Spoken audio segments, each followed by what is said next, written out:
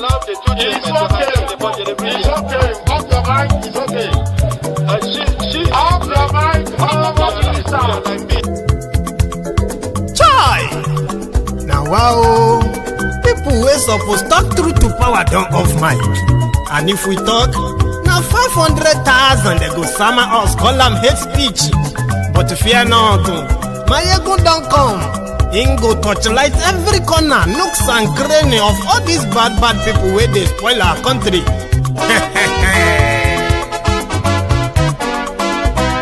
So my people make we laugh, oh yo yo. My ego don't come, oh yo yo. My people make we shout, oh yo yo. My ego don't come, oh yo yo. My ego don't come, man of the masses, oh yo yo. My ego don't come, oh yo yo. My ego diary politico, oh yo yo. My ego don't come, oh yo yo. This one not the off in mind, oh yo yo. My ego don't come, oh yo yo. Can in the touch like every corner, oh yo yo. My ego don't come, oh yo yo. Okay, some people be they holla say they want the power. Chai, them be promise us say we go get light and power. Them hustle sote they can't get the power. But now they know they do anything with the power. Every day, dollar just they get it higher power over naira. Still them talk say make we off mind. But thank God say my ego don't come. So my people make you loud, oh yo yo. My ego don't come, oh yo yo. My people make we shout, oh yo yo. My ego don't come, oh yo yo. My ego don't come, man of the masses, oh yo yo. My ego don't come, oh yo yo. My ego diary politico, oh yo yo. My ego don't come, oh yo yo. This one not they off in mind, oh yo yo. My ego don't come, oh yo yo. Person where they do evil, no one make person talk. Them say that my yegun, that man too they talk. He too they talk. Say my yegun diary, he dey hot like pepper. But every day then they take money in bulk. Poor man picking, they the street they hawk. Still them talk say make we no talk. But thank God say my yegun don't come. So my people make you loud, oh yo yo. My yegun don't come, oh yo yo. My people make you shout, oh yo yo. My yegun don't come, oh yo yo. Man of the masses, oh, yeah, yeah. My ego don't come, oh, yeah, yeah.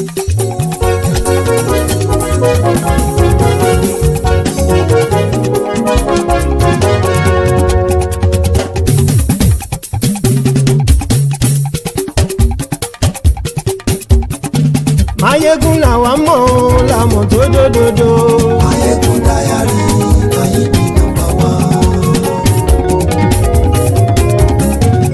Ayekun làwa mọ̀ làwọn tó dòdòdò. Ayekun diary na ibi nọ́mbà one. Ayekun ti dé o ọ̀rẹ́ ara ìlú. Ayekun diary na ibi nọ́mbà one. Lórí Facebook lórí YouTube. Ayekun diary na ibi nọ́mbà one. Gbogbo bó ṣe ń lọ ni Máyégún já wa sí. Ayekun diary na ibi nọ́mbà one.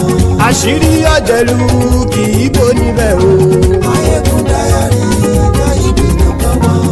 Bó bá ṣe eré àní Máyégún máa wí. Máyégún diary na ibi nọ́mbà one. Ó sì tún ṣe eré wàá gbọ́ níbẹ̀ o.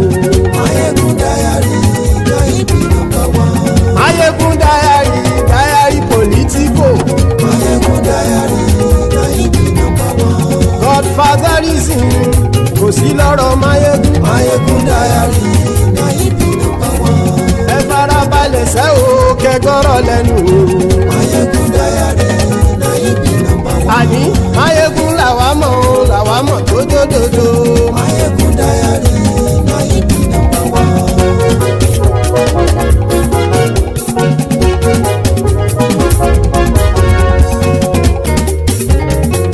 Àní ẹ̀sùn rákì. Máyégún ti dé.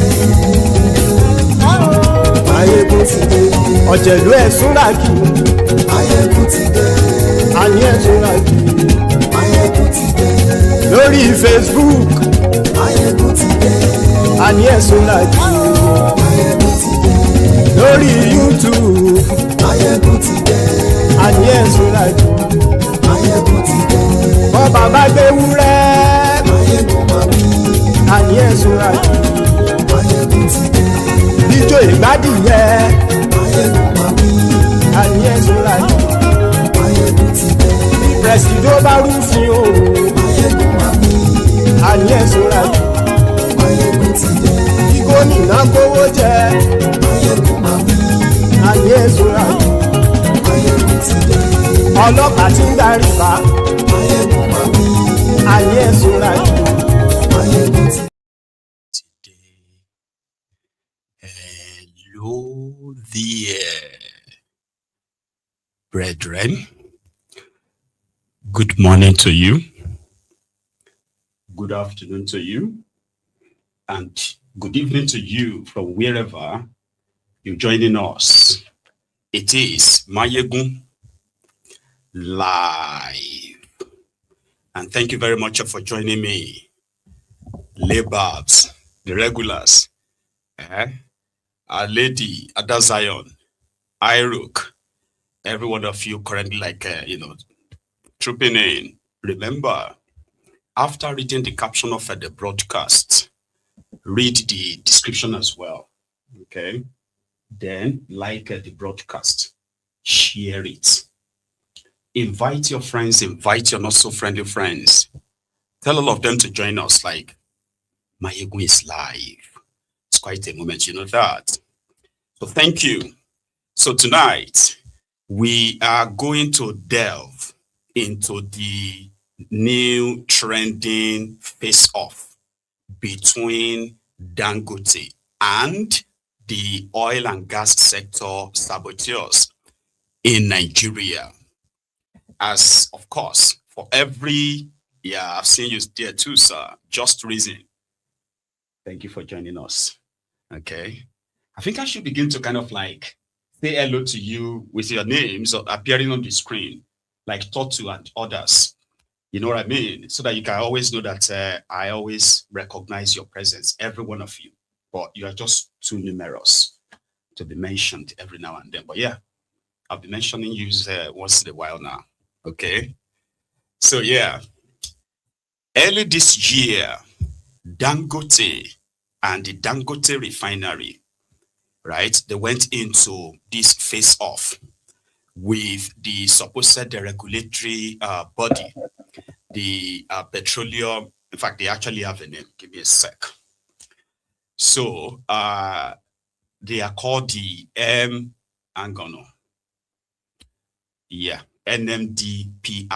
There are just so many of them, okay? So NMDPRA simply means Nigerian Midstream and Downstream Petroleum Regulatory Authority, NMDPRA, led by one Mallan Farouk Ahmed, who last year was also in a face-off with the same Dangote when he said his own agency, they have checked this Dangote refinery, and their findings show that it is just about 50% completed, like 50% completion, and therefore cannot, be relied upon when it comes to fuel supply in Nigeria. And also the quality of his product is not that standard. If you can remember that Dangote had to go and bring the product from his refinery and presented it to the media and said, look at this. This is from Nigeria, imported fuel. This is mine. And you know, Nigeria and Nigerians for a very long time have been made to believe that it was the corrupt people in government and their friends, the oil marketers, that they are those who killed the refineries in Nigeria so that their importation business, as well as a subsidy they were collecting, could be very much like remain the same. So Nigerians believe that, like, without the cooperation of the people in government, Nigerian refineries would not just die. So when Dangote refinery was coming up, there were people who ordinarily believed that indeed it was going to face serious kind of like a backlashes or pushback or sabotage from the people who have been the regular players in the industry. So with all these speculations and every other thing, right, a lot then happened. Indeed, the oil marketers are saying Dangote is a known crony capitalist, somebody who doesn't really play by the rules, but he's so influential that it could change. I mean, government changes their policies to suit what works for Dangote. He's been accused of that privilege. So we call him quota system billionaire. Okay, I call him quota system billionaire. But there's so much story behind that. However, on the global stage, Dangote and Dangote Group, Dangote Refinery is considered as a great kind of like achievement for Nigeria, that if it could get the government protection, right, it is something that could save Nigeria economy because of how much Nigeria kind of expended on subsidy. All these good projections and all that. But behind the scene, between 2023 and 2024, no, let's roll it back a bit. Between 2015 and 2023, Nigeria imported a total of 10 or so million liters of petrol from Malta. But between 2023 and 2024 alone, Nigeria's imports, Nigerians' importation of a fuel, right, petrol product from Malta jumped from 10 million in 8 years, $10 million in 8 years to over $1.2 billion. Something that eventually the backstory was that, the Tifnumbu's alleged nephew, Deji Tinumbu, and his group, they have successfully bought a new kind of like refinery to blend. They call it for blending. So they blend all these chemicals together or whatever, right? To send their product to Nigeria, blending. So therefore, they have recently purchased that after Tifnumbu became your president, okay? So, and their biggest partner, their biggest trade partner is NNPC. And NNPC is the one that has the singular kind of like a license to import fuel into Nigeria. So this license is what they now give to their preferred, and then the whole deal around subsidy and the whole story of corruption around it. So you get government involvement. So now that you have your own refinery, as some will believe, will say, okay, now that you have your own refinery, Dangote no longer have access to Nigerian crude oil. That it was that bad that is importing his crude oil from Texas in the US, right? These are also like the background, problems, right? But to him, is able and is capable, his refinery is capable to supply the entire market in Nigeria.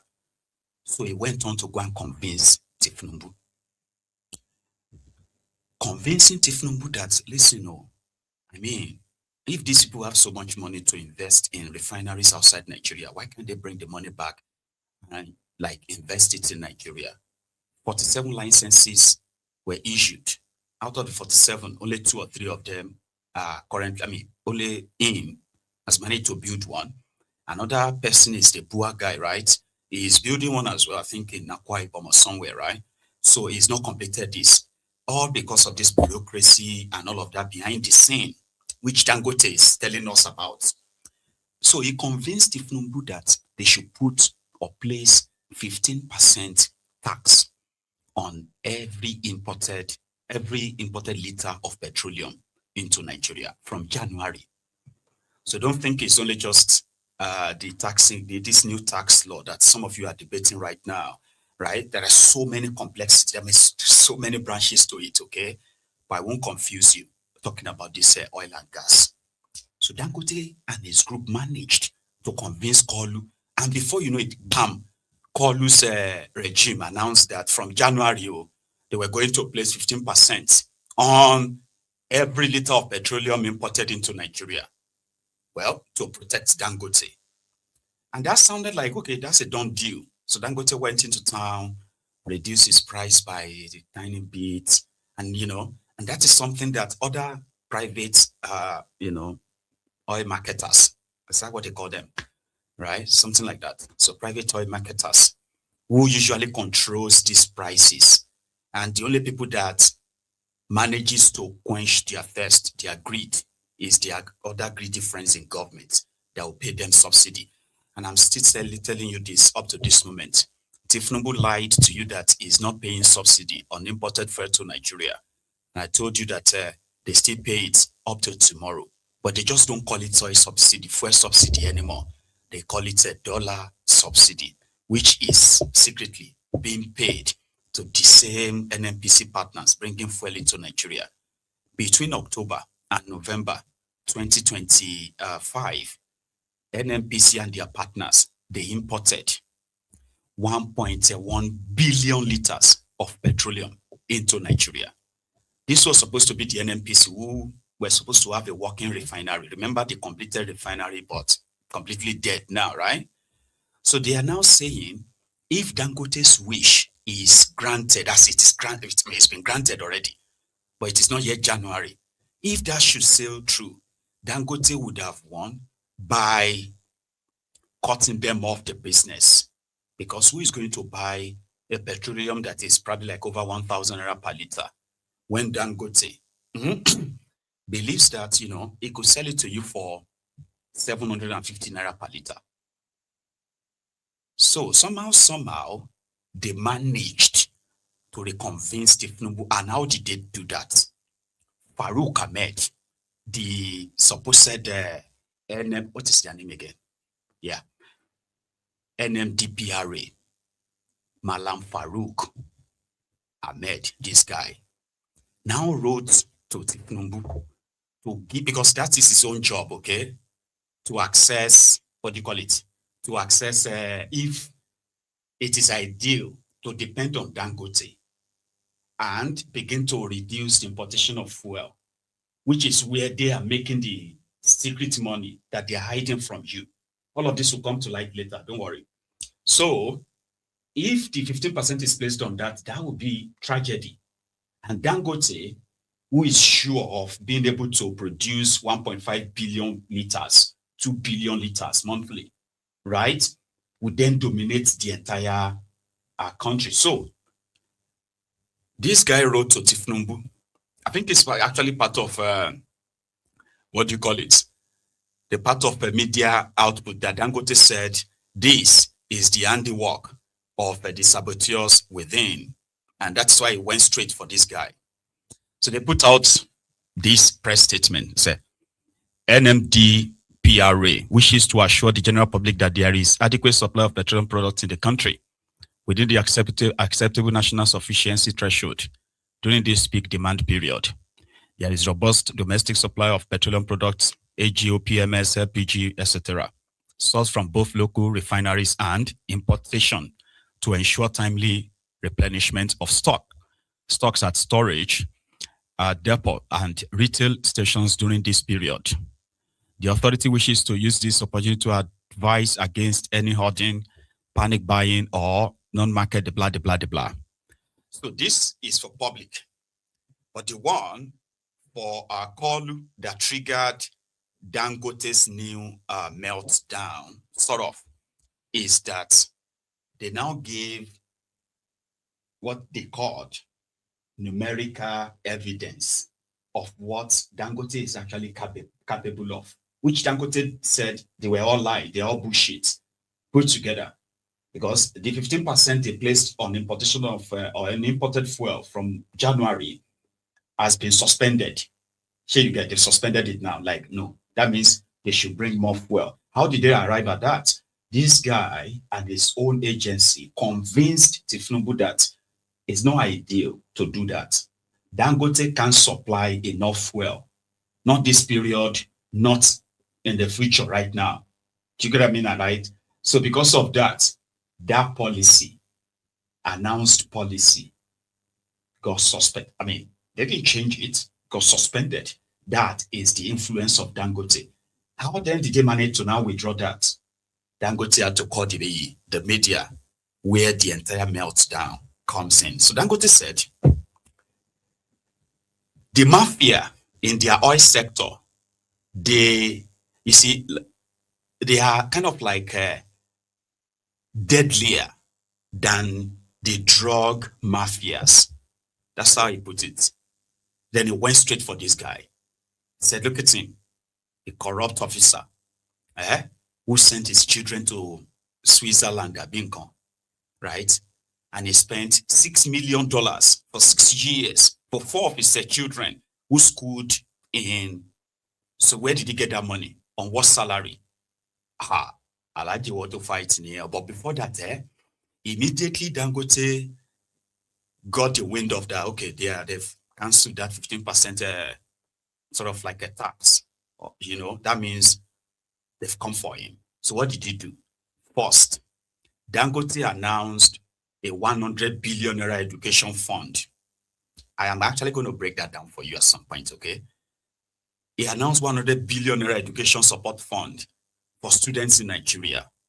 Then he also announced the reduction in the, in his own gantry price, which will also lead to reduction at the pump price. You know what I mean? Like before you go to the filling station. So from 800 and something down to 740 naira. And it's going to kick that off by Tuesday. So by so doing, you know, Nigerians were like, yeah, you know, why are people always want to destroy this man's business and all of that? But here is his own first why. Have you shared this broadcast? Just a reminder. Have you? Thank you. Now here, Alaji's first salvo, the mafia in oil industry, like they are deadlier than the drug cartels. The oil cartels are deadlier than the drug cartel. Like which cartel is bigger than Dangote in Nigeria? Let's be honest. Anyway, let's start with this. No, it's okay. No, don't worry. Let me answer him. Yes. Well, you are talking about sabotage. And I'm happy that you are also here in Nigeria. I don't know whether Mele Kyari is still in town, but I think you should go to his house in Maitama and ask him how many sabotages the Port refinery repairs went through. I think he'll be able to tell you. But I'm telling you, he told me many times they have had more than 100 sabotages at the refinery. You can ask him, he will tell you. So our own, yes, when they even sabotage you, they go and remove. We have a boiler, you know boiler? 400 tons is the largest boiler ever built in the world. It was under operation. Somebody went there and removed a spare part out of it.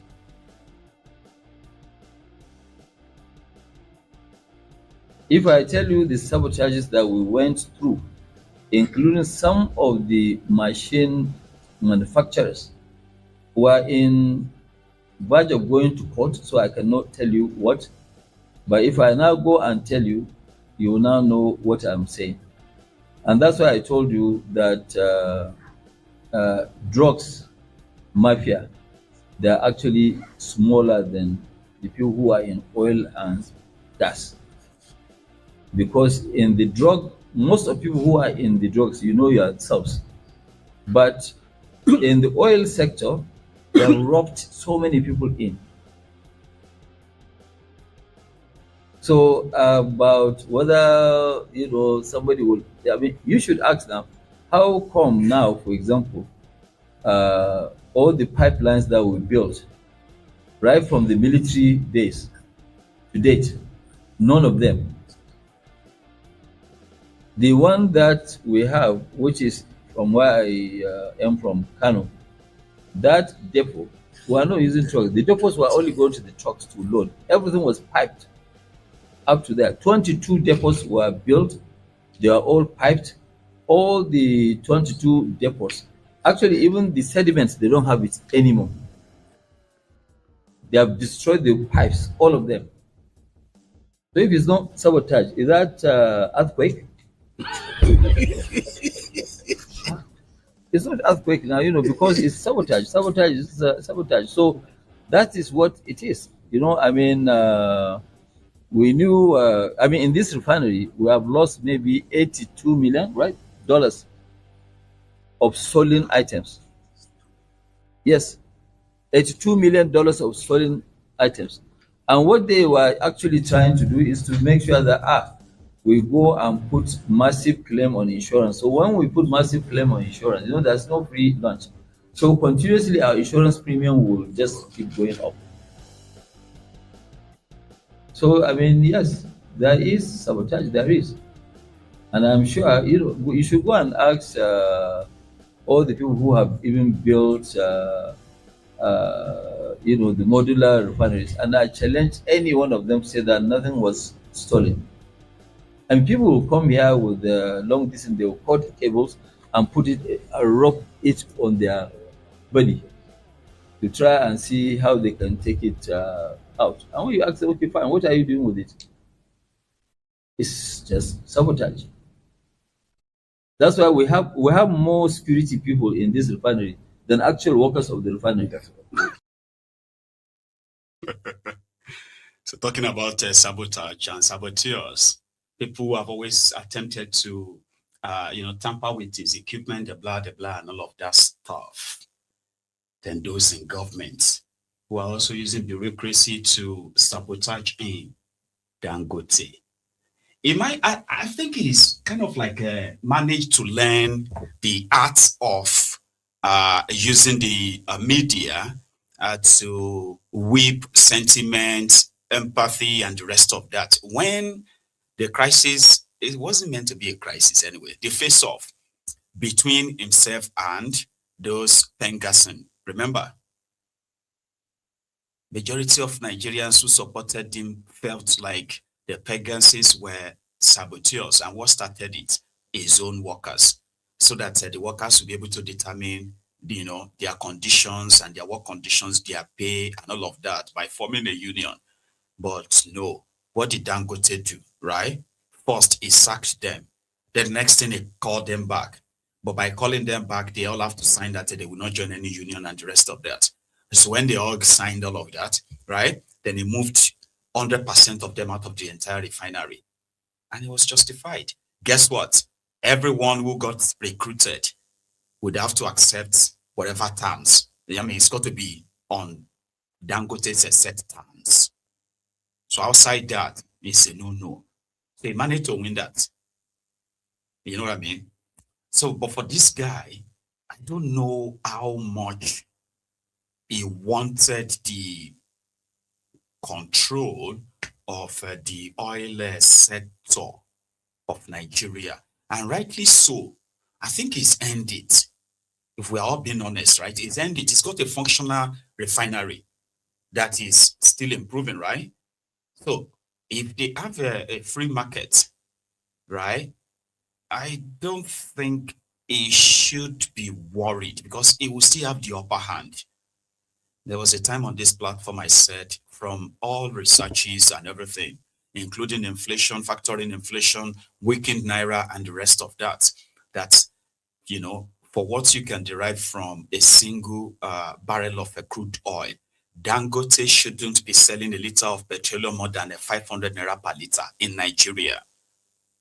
Well, yeah, they've got the other excuses. For example, he's got to kind of like a transport or this crude oil from Texas and okay, put 20 naira on it. It will still make a lot of money. It will be making so much money in that sense, right?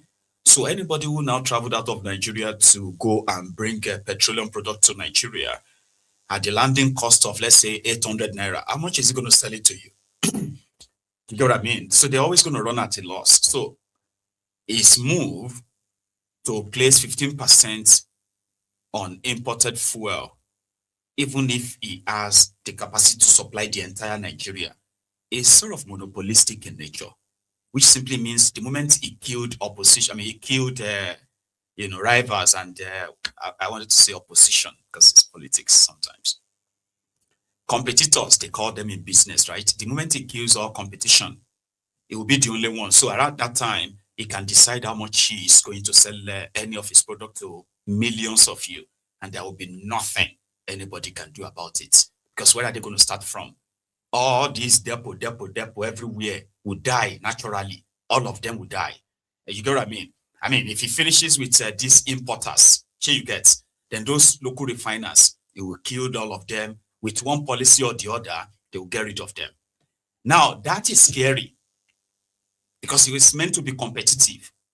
If anybody can bring 300 naira per liter fuel from outside Nigeria, the regulatory body or the regulatory agency, their own is to check the standard, the quality that they will allow into the country. If somebody can bring a quality liter of fuel to Nigeria at the rate of 300 naira per liter, it should be competitive. But Dangote doesn't want that.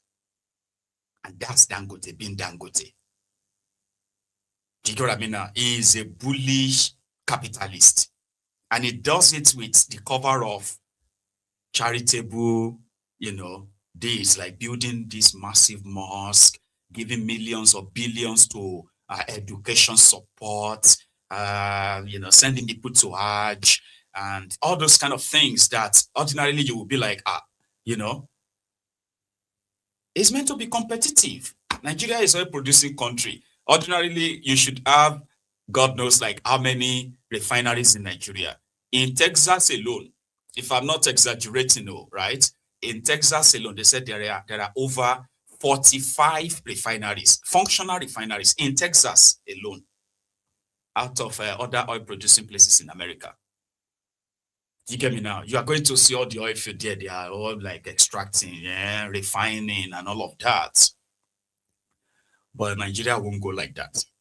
So the person that Dangote believes is a serious problem, why did he go for his family? People are asking, what will make Dangote to actually leave every other things, right? And go straight for this guy's family to tell us that he's a very corrupt person. That how much is his salary? That's all this oil sector filled with all these cabals and the rest of them. Yusuf Ahmed, you got what I mean? Farouk Ahmed rather sent his children, 4 of his children, to Switzerland for education, and he spent $6 million. That he should ask him, and if he denies, he is ready to give evidence of that. Even though they said that the children of this guy, they were on scholarship. Now, it's crazy, right? People are saying the children of this guy were on scholarship, that the 4 of them got scholarship. And this was like years ago, before his appointment to head this department. So you get now that what will make Dangote go to that level in his fight to protect his business, as is currently being kind of make everybody understand, So Dangote said, this guy spent $6 million sending his children to school abroad. He's got properties all over the place, and people should ask him, where did he get all of that money from? Dangote.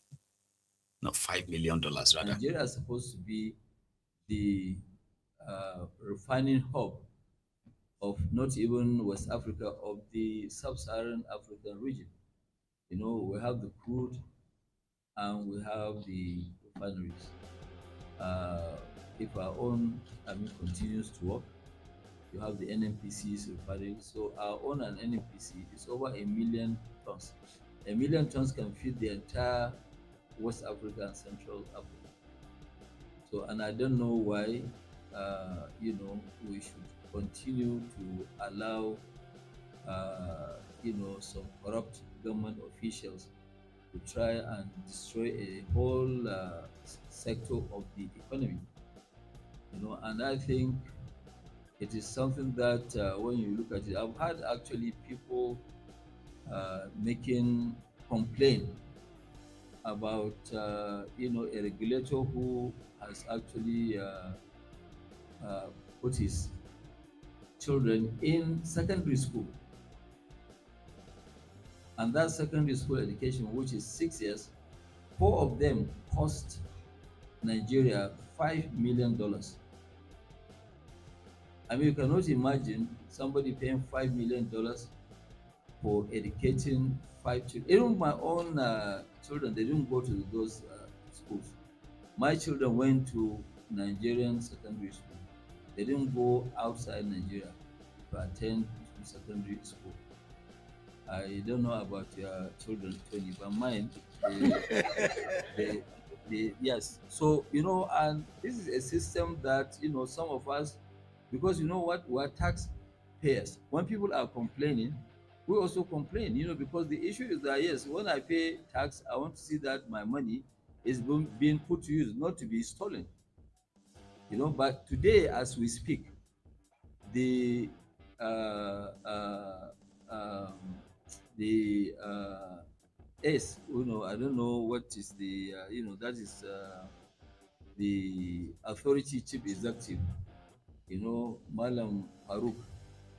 Mallan Farouk has 4 of his children that he educated in Switzerland at the cost of $5 million for their secondary school education alone, not university. And I know that one of them just finished Harvard. So I want to now see what kind of system are we operating that people are now busy destroying a country, taking money from the government. Because when you look at his income does not match paying this kind of fees. I think even if it's me paying $5 million for 6 years for my 4 children, the taxman has to look at my taxes, how much I paid. And really, this sort of thing, we're not going to allow it to continue. We'll take it up to the highest authority so that they will look at it. People who have done something wrong must be prosecuted. It must be prosecuted, because there is actually no way where somebody will now come. I mean, today, from where he comes from, Sokoto, people are struggling to pay 100,000 naira for school fees of secondary school. And a lot of children are at home, not going to school because of 100,000 naira. Tony, can you pay this fee? Why? No, I'm asking now. Can you? I can't. Okay, so if you cannot afford, I cannot understand why somebody who has worked all his life in government and he has 4 children that he has paid $5 million. I've seen that people have taken this post and nobody is listening to them. So we will actually join them to make sure that this is done properly. The man must come and explain to Nigerians how he paid $5 million for 6 years of his 4 children's education. And I don't think if any one of you has actually paid that kind of fees for your own, children. So we can't allow this to continue, because we must make sure that people don't come and destroy a country just because they want to make a living that is not genuine, or that is not legal. Because I mean, for somebody to have this sort of money, he must be supported by people. He should come out and tell people how did he make $5 million to educate his children in Switzerland with a cost of $5 million. And when these questions are answered before we go to the to the court, he should come out and reply. This is what we have seen, and I think we must make sure that this system, this what do you call it, this downstream, must not be destroyed by one single person because of personal interest. Nigeria. When I don't hear Alaji Dangote, the richest black man on earth. That's quite serious. So he went straight for the guy he believes truncated whatever he kind of like settled with Tinubu. He is accusing him point blank straight up. We are the taxpayers, and he is actually the highest taxpayer in Nigeria as well.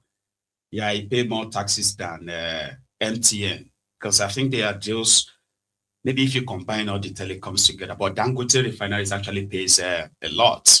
So he's right when he says they are taxpayers and they have the right to question how their money is being spent. $5 million. He kept repeating it, $5 million. And they wanted the guy to actually respond. So maybe we should just say Dangote for president. So it can just be the Donald Trump for Nigeria, I think. Yeah.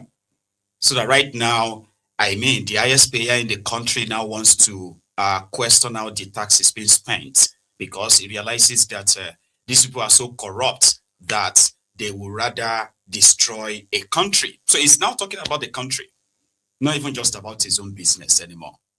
Yeah. Oh, there is more. He said more.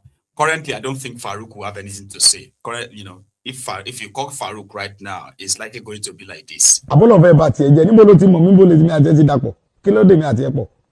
Àbọ̀lọ̀fẹ́ bá tiẹ̀ jẹ́ níbo ló ti mọ̀ mí bó lè ti mi àti ẹ ti dàpọ̀ kí ló dé mi àti ẹ pọ̀. Like Farouk, sure you get.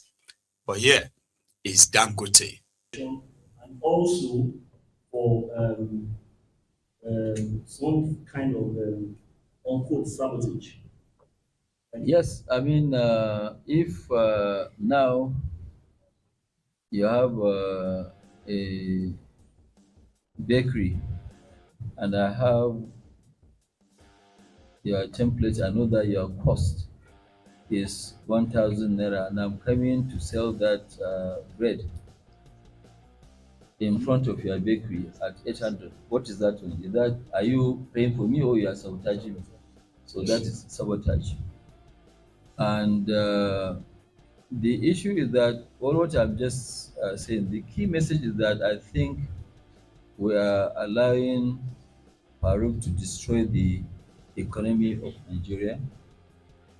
And I think we should not allow him to continue sabotaging and destroying the economy of Nigeria. That's what I keep saying that, look, we have a refinery. Even if Farouk will be there for the next 100 years, we cannot close this refinery. Even at a loss, we have to continue to run the refinery. It's too big, loud. I mean, have you ever seen an airline that's losing money that will go and just shut down? They won't shut down now. They will continue struggling, praying for a better day to come. That better day will come. Okay, so what is the key message? The key message, I think, Farouk should not be allowed to continue to destroy the economy of Nigeria. That's number one. Number 1B, C, D, E, F. It is that he has to be charged to either CCB. No, it's CCB, I think. No, Code of Conduct Bureau.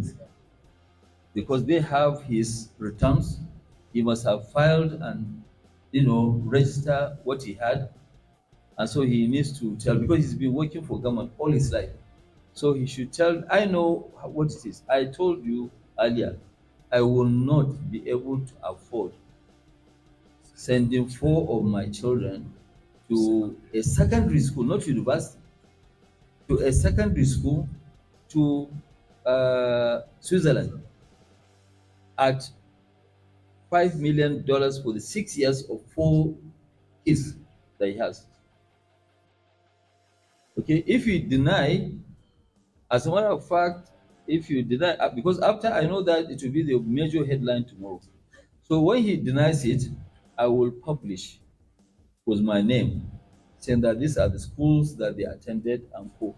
As a matter of fact, I will sue those schools to publish how much of fees he has paid for all the time that they were there, including now the other information which you don't have. He should give us the universities they went to and spent 4 years, how much he has paid. I know that one of them just finished Harvard, and tuition alone he paid $150,000.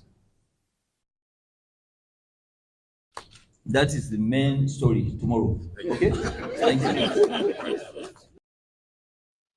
So, in a nutshell, Olopamako everybody. So Dangote is now saying he's actually going into the ring with this guy because he believes that if he could get rid of him, I mean, Dangote wants to pull his weight for the first time in the public. Usually, right? Dangote is not somebody, I mean, for years, many of us never heard Dangote talk, said anything per se. other than maybe some organized interviews, Ovation magazines. You know what I mean? He never really speak to anybody like that. But since this refinery thing started, a Kovila say it is a different Dangote, Aliko Dangote. You know what I mean? He's always pulling his weight behind the scene. People always talk about him. They always talk about his monopolistic things, about his influence, and he never said anything. He won't say anything. But since Tinubu became the president, Dangote self has grabbed the media to tell his own story, to fight his own fight, like what we are about to witness. So is Tinubu going to probably let Dangote flex all of that, or is just going to remove Farouk? I don't know. Yeah. So Dangote is willing to go as far as publishing details. And he's a billionaire, so you probably wouldn't just think he's making things up, right? I mean, he's lied a few times since this whole thing started. For those who have been tracking like myself, he's lied a few times to have his way. So, but when it comes to, I am ready to publish and I put my name on it and I will sue the school in Switzerland to publish this and that. Just like Atiku sued, what's that one called again? The Chicago University, at the University of Chicago, Chicago State University, to release Tinubu's record. And that led to long legal abracadabra, yeah? So, but for Dangote, the world richest black man, it may be a different ballgame, yeah? But in the absence of all of, why that is going on, I believe. So Dangote also concluded and said, he is still willing to be brutish, like he's willing to face them face to face.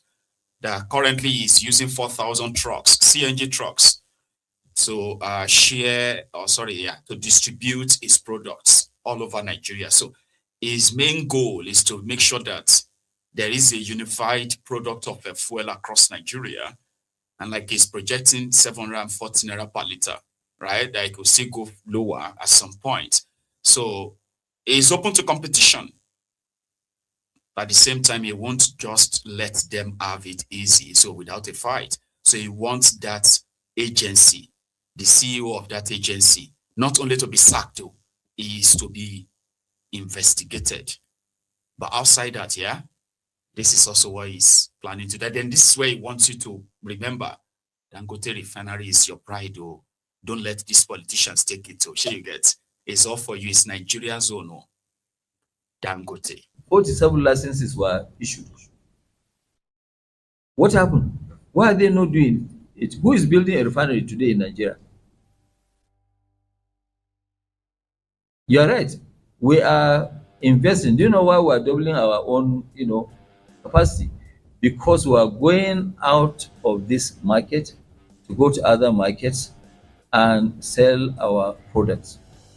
Somebody, was telling me that, but you are going to disrupt the international market. I say, well, if you want to call me a disruptor, fine, no, but my own, I will, double, because our refinery has a lot of futures where we have already spent money for for thinking of doubling.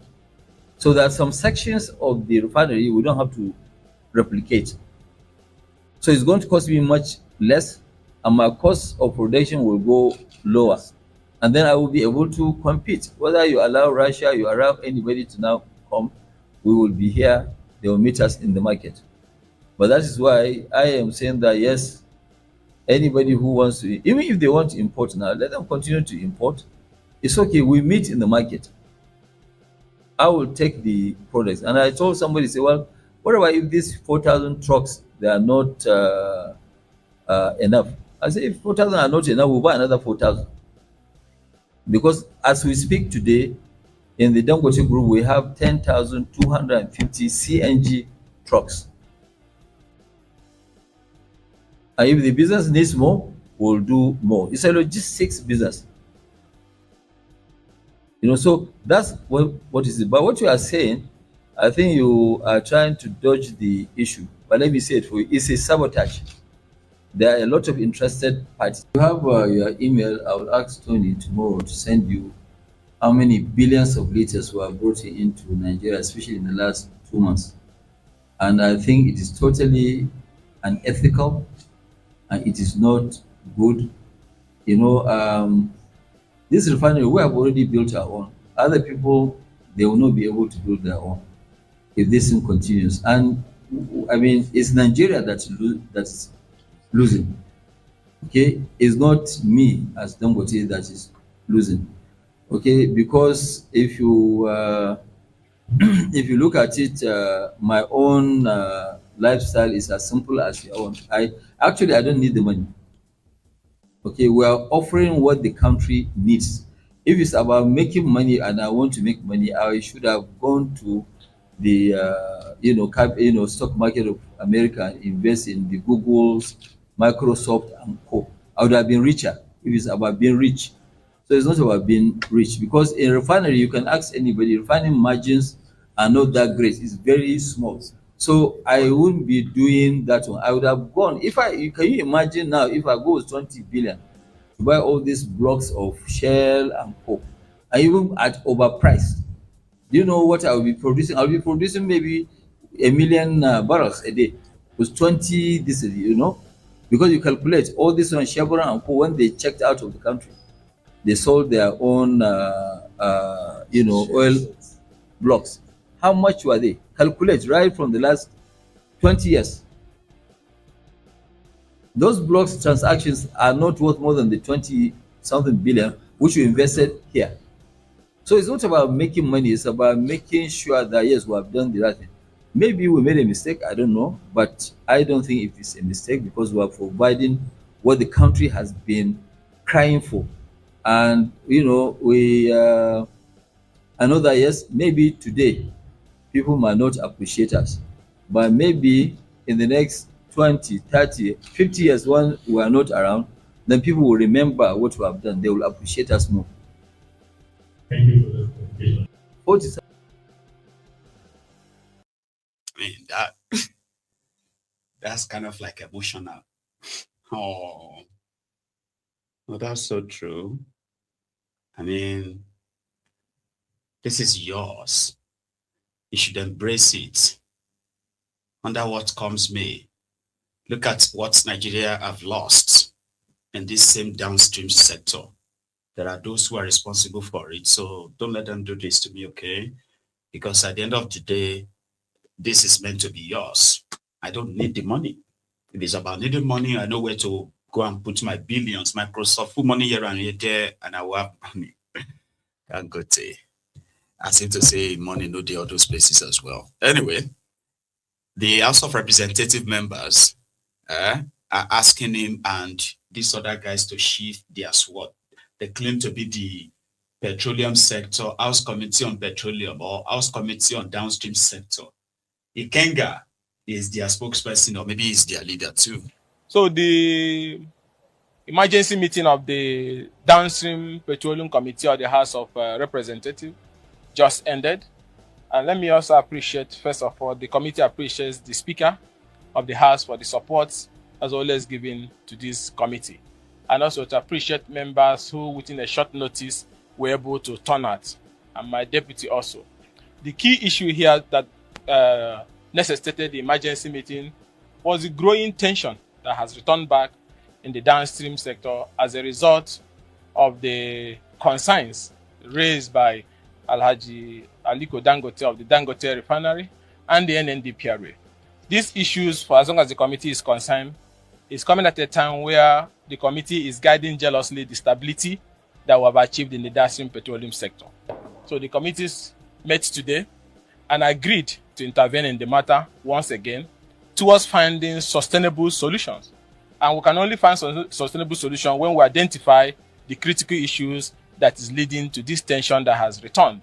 And that is why the committee resolved to write communication to Alhaji Aliko Dangote and also the NMDPRA authority chief to meet with the committee to be able to give us details and insights into what are the underlying issues that is leading to these allegations and counter allegations. And the committee also resolved this afternoon to plead with the contending parties in the dispute to cease fire, especially media comments, so that we don't escalate the situation further, because the committee has the capacity to wade into this matter and find solutions once and for all to these issues. So we are pleading with the key actors in the dispute to cease fire, to reduce the allegation and counter allegations, as the committee will get to the root of the matter. Some of those issues, we already have received petitions from some of the parties on the issue of import license, on the issues of whether the domestic refineries have capacity to produce the entire daily need of Nigerians.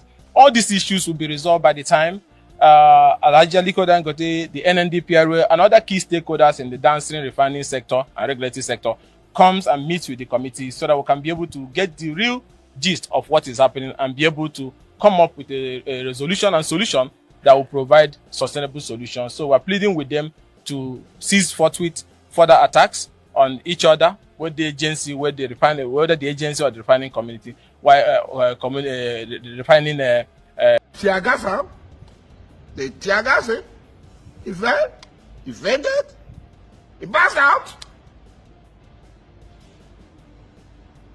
He passed out. 70 years old man. So the question should be, waiting Ikenga won't resolve. Is Ikenga's committee going to tell those who wanted their importation of fuel to continue, so please don't do that, and allow the 15% tax on imported fuel? Or is Ikenga going to tell Dangote to do the last part of his interview, to do what he said in the last part of his interview, let the market decide? So I don't know waiting Ikenga won't go resolve go. Good luck. Just before this program started, the supposed private depot owners in Nigeria, they also announced a reduction, a massive reduction in the price of a petroleum product in their own depots. Dangote reduced his down to 740 naira, which will start tomorrow. However, the local, or should I say the private depot owners, the oil importers themselves or so, they have now reduced their own to 710 naira per liter. That's good, right? I mean, that should be the healthy part. Those of you who are so worried about December, traveling, the cost of a liter of petroleum, this should be good. I mean, it should be a good thing, right? If the transporters will usually double the price of, because of transportation, right? It's simply because, so yeah, it's expensive, fuel is expensive, it's a utility and all of that stuff. They won't be able to have that serious pull over you this time, simply because what would be their excuse? That petroleum is expensive now? The price of so and so has increased or what? Nah, I don't think so. But just get ready. Now, you see, this next story is such a very sad one. And I don't know how I'm going to make my facial expression, okay? Yesterday, the Nigerian Air Force, they put together their coordinates, and they were so convinced that an intel which just came in was that the ISWAPs, the Boko Haram ISWAP terrorists, that they were gathering somewhere around a river in Borno State, a place called the Kukawa, Abina Kakua. No, it's actually Kukawa. Sorry about that, yeah. It is Kukawa local government area. It was a river around the area, right? So they put all this together and they flew there, they bombed them. And then they, released the news to say, oh yeah, they've the military or the Air Force just eliminate some group of ISWAPs, like they neutralized them. And I was quite like, oh, that was a good one.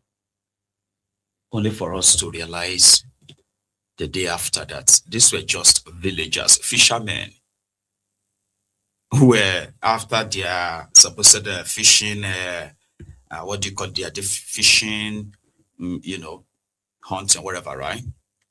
So they were taking their harvest to town. There were trucks, there were fishes, and all of the basket of that. And then until the bomb came.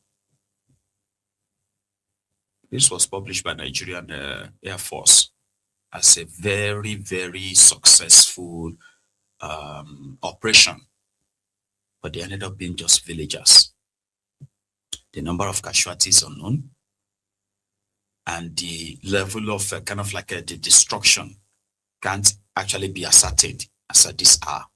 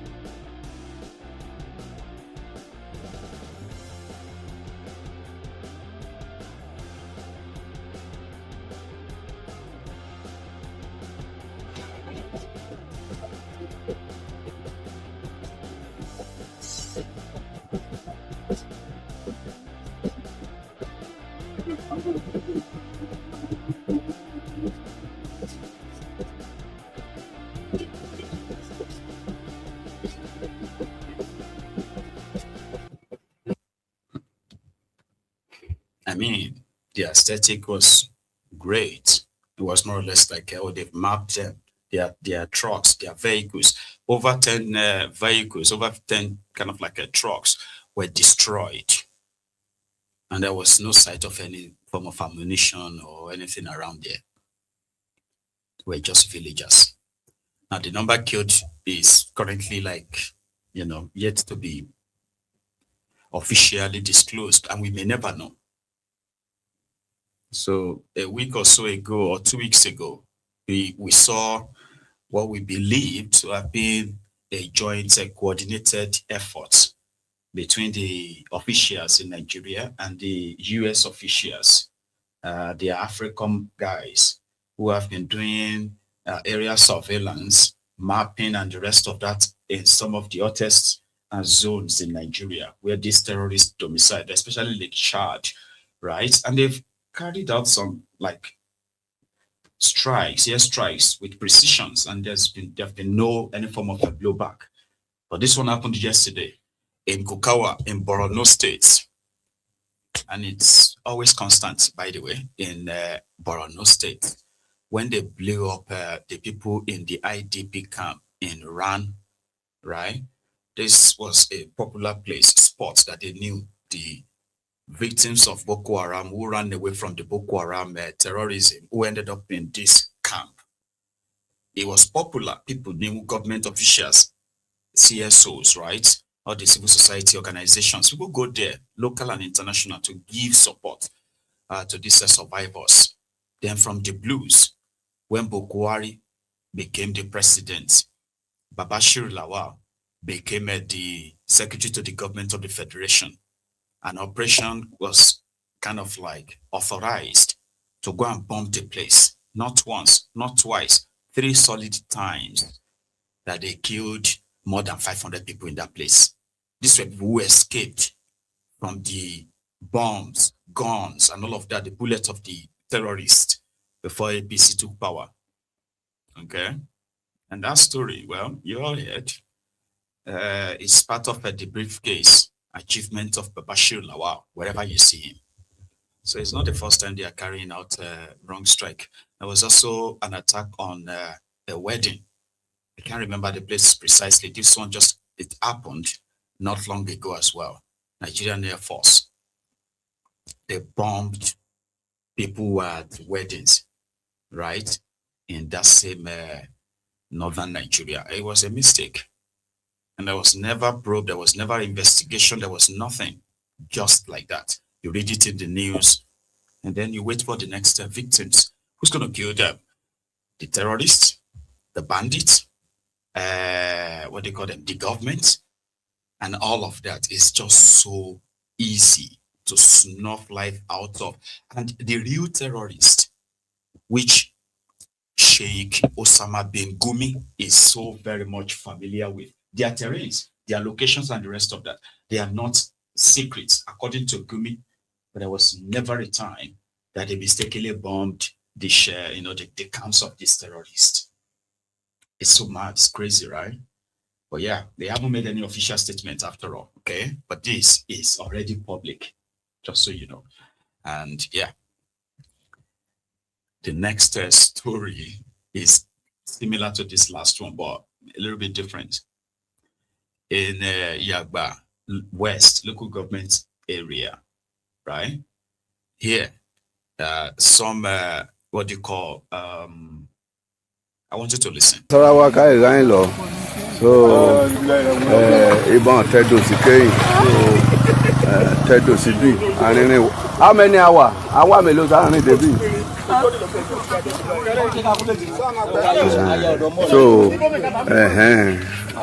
So, irin bí ìsígboro, ó fẹ́ tó wákàtí mẹ́rin, ètò ẹ̀rìn ọgbọ́n ẹ̀rìn rè tọ̀. So, àmọ́ bó ṣe wo ìjàn tó, ọ̀nà ìmọ̀ ìbá debi, and àrílọ ìbá ìpè Nasarawa òǹkà ìgbà yẹn. So, rí pé àdúgbò ní Fúlàní náà ìgbé gangan kẹ́yìn. So, ọ̀nì gbogbo rẹ̀ lè bì àtàgùtàn àti gbogbo rẹ̀. How are you? So, irú kan ìlọ ìbọn lè kọ́ ìbọn lè. So, báyìí pé Nasarawa mọ́rẹ̀ yìí àti dé Takọ̀kọ̀. So, but ìkejì kẹ́yìn. So, àsáfẹ́ wíkàn ra bọ́ọ̀lì gbòòrò àfẹ́bọ́n fọ́ràn number 1 akẹgbà kìí ìrìnàjò orúkọ Nasarawa akẹgbà ẹbí wọn bá ní àmórúkọ rẹ̀ àǹtẹ́bìdó ọba ògbé pẹ̀lú ra sí wàhálà àmọ́ amòfìndè gbogbo ọ̀jì nígbé ọ̀sẹ̀ kìíní kankan tí ó ara Nasarawa rún pẹ̀pẹ̀ ẹ̀wù kan ṣé rí lọ wọ́n pé Nasarawa rí kan yìí wọn kẹ́yìn. So Nasarawa ràn ìwúrẹ́ yìí ọ̀rí wọn lọ gbogbo wọn ṣe kúrọ̀ abàtẹ́dò síbí àdọ́pẹ́ lọ́wọ́ ọ̀nà ìpè Joseph Kìlá òun rò mọ́ gbogbo bí o ẹ sì bẹ mọ́ lè bì òun rò tó aṣọgbọ̀n aṣọ ń tẹ̀lé a aṣọ ń kó alùpùpù mọ́kànlá tó ra kó wá àbájá mọ bí gbogbo obìnrin ṣe rí. Ó ṣe pàtàkì kí àti kàrà lé ká mọ́ jẹ ìlú sí aṣáwé àǹtígbà ẹ sì ràn gbà o. Àbàṣán ìfẹ́ jẹ̀sí àjẹ̀sí àmọ́ sáà ti rí lọ náà rí Nasarawa káìlà yìí lórí ilẹ̀ ìjìbá kan Nasarawa káìlà yìí. Those of you Yorubas, like you could easily understand everything he was saying, I believe, because I kind of understood everything he said. Yeah, those are our own brothers on the Kogi side, Ejiba, Yagba West, local government area of Kogi State. Somebody who is from Ejiba, on Ejiba land, inside deep in the jungle.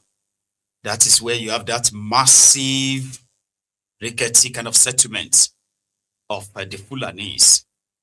They, who are the owners of the entire area and the lands, they are not aware, or maybe not all of them were aware. So the place has been named Nasarawa, occupied fully by the Fulani. You see that settlement, right? Just give it maybe another 10 years. right? You begin to see proper settlement, they were their Seriki and the rest. If people come around that time and say, we never actually sold this land to you, we never sold this place for you, right? So how come you have actually dominated the whole place? They would say, look at the population. So with the population they have here, Baba, now war go lead to. So they will now say, oh, the people are fighting over land. It's just a land dispute. For peace to reign, let us arrange some arrangements between these people and these settlers. And you have thousands of these kind of settlements all over the place. So the person, the narrator, the voice behind that video, right, was saying they had no problems living with anybody peacefully. But now that they have decided to start kidnapping them, attacking their settlement, and the rest of that, so that is the reason why they wouldn't want to coexist with them, not this way.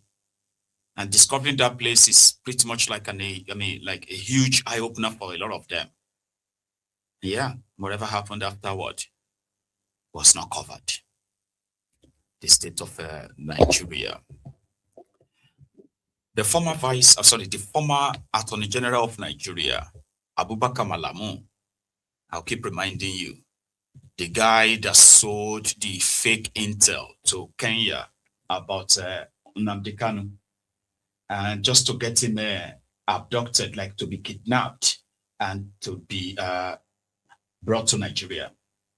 Malami is a career criminal.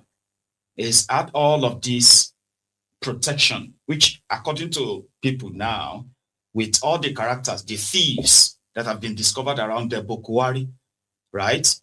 Obviously shown that Bokwari and his gang, they were more interested about loyalty than accountability. Before Bokwari took power, Nigeria was in the process of receiving the recovered loot of the late dictator, Sani Abacha. Everything was done, but the guy who was doing all of that lost election, Jonathan. And the new guys who took over, rather than for them to just finalize the whole thing and get that money and then use the money for what they claimed they would use the money for, no, they didn't do that. They started creating different kind of loopholes, or no, they started plugging in different kind of straws to create conduits of how to kind of like strip so much from that money before the money will get to the last bit, which obviously will be stolen as well. Now, all of that is pretty much in the hands of those who are holding him. So 6 or 7 days ago, a week ago, EFCC invited Malami, Abubakar Malami, right, to their office to come and answer some questions because they found that some of the money stolen, allegedly stolen, were traced to over 46 bank accounts. Not just that, you, Mr. Malami, you are also being investigated by the DSS and others for terrorism because some of these accounts have transacted again with known terror sponsors, which indirectly means you know them too. So there's this lined up allegation against, accusation against him. Okay, so how much money did Malami manage to scrap off from Abacha loot? What other money did Malami possibly is guilty of stealing, right? Embezzling. In all of that, Malami was given or granted bail. I don't know the condition of the bail, right? But he was granted bail. That bail was 6 days ago. But they said Malami couldn't meet the bail conditions. So therefore, he remained in the EFCC detention. So right now, those who are working for him are now calling for your help or for your sympathy or empathy. Because according to them, Malami said the current EFCC chairman, Olukayode also, Pastor Olukayode, is that his name again? Yeah, something Kayode. Now he's a pastor, RCCG pastor as well, okay?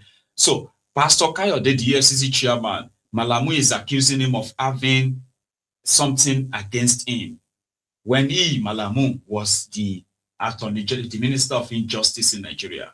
Do you get me now? So he believes that the EFCC chairman is deliberately want to punish him by using his office to lock him up. So he's now demanding for your help to call on Tinubu to remove the EFCC chairman because they intentionally want to keep him in detention. Man, this life, you know. Malamu had to broadcast in Hausa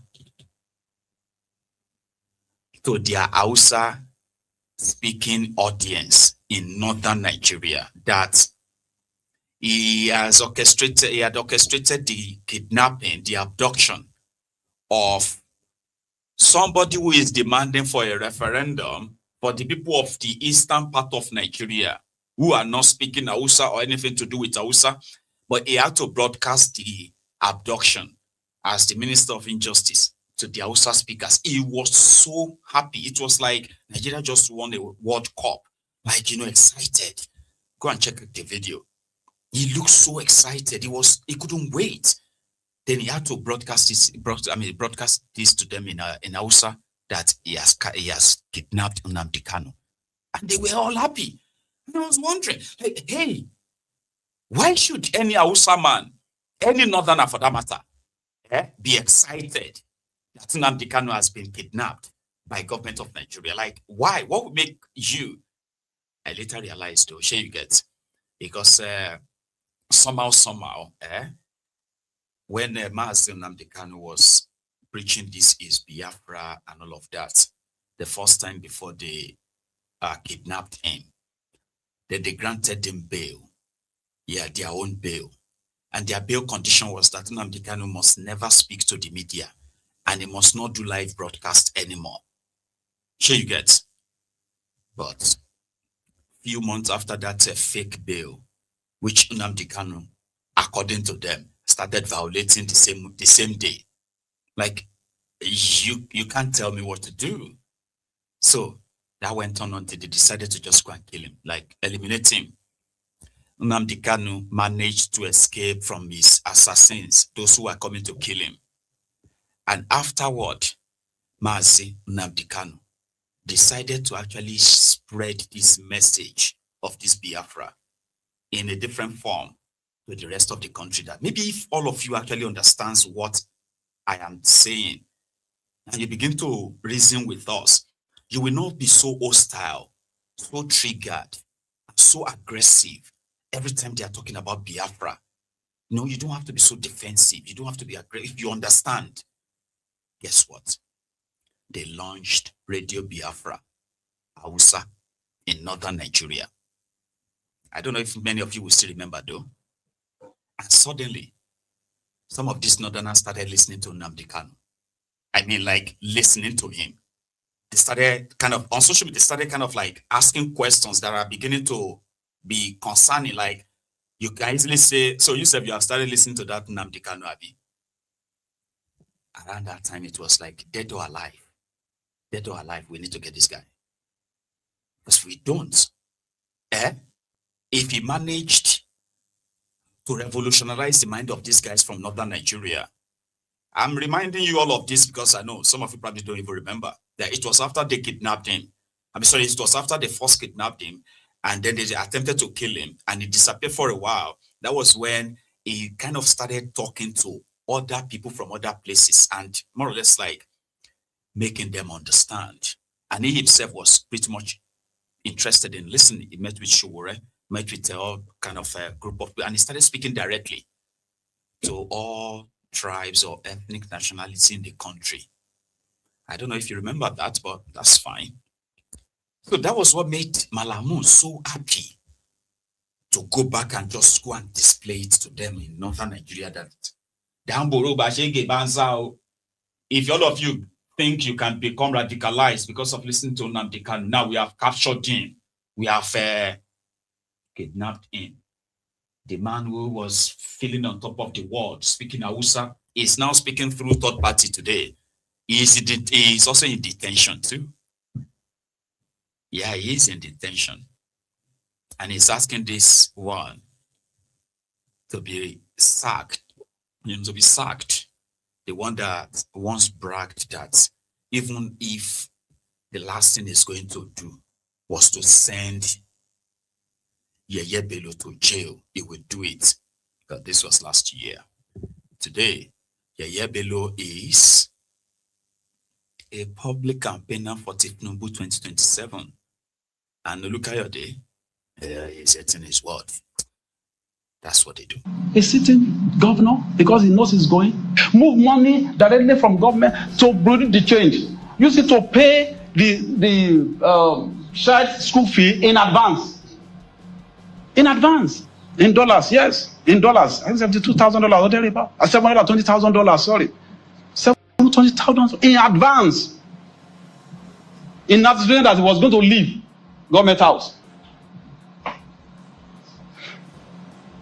In a poor state like Kogi, and you want me to close my eyes to that, under the guise of saying I'm being used. Used by who? At this stage of my life, used by who? By who? For crying out loud. I assumed office here. I didn't initiate the case. I inherited the case file. I called for the case file. I called for the report. And I said, look, there are issues here. Do you know on my own, on my honor, I put a call across to him, which ordinarily I'm not supposed to do, just to honor him as a governor, as a immediate past governor. Sir, there are issues. I've seen this case file. Can you just come? Let us clarify these issues. He said, sir, I thank you, my brother. I know, but I can't come. There's one lady, I don't know what her name is, that she learned she had set, she has surrounded the EFCC with over 100 journalists, to come and embarrass him and intimidate him and all kind of stuff. I said, okay, if that is your fear, I'm going to pass you through my own gate, special man's gate. You will come to my floor. We will accord you that respect. I will invite my operatives. They will come and interrogate you or interview you in my own office. What could be more honorable than that? In my own office. To allay the fear. Thank you, sir. I appreciate that. You know what he said? But can't they come to my village? That's what he told me. Can't they come to my village to come and say, I told you. He also he sent a message to him. My director of investigation sent a message to him. Some of the people that we thought are crusaders, they are on the payroll of the man. And that's the truth. We are investigating it.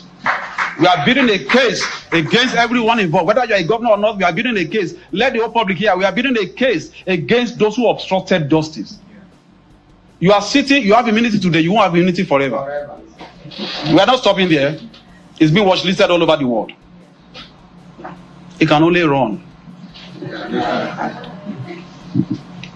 They said there's no law in this country that we are following. Let's all of us declare that we are a state of barrier. Everybody go and do what they like. Like I said, I don't mind the outcome of this case, but the right thing must be done.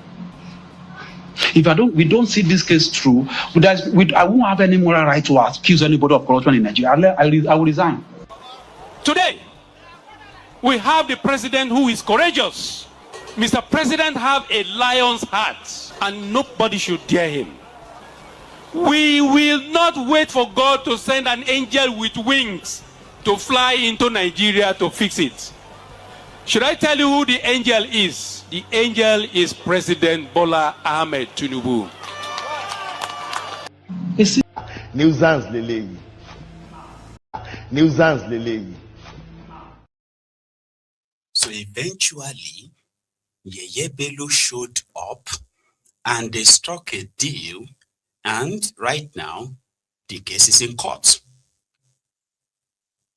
And as usual, Yeye Bello retraced his step back to Kolu and is now bragging that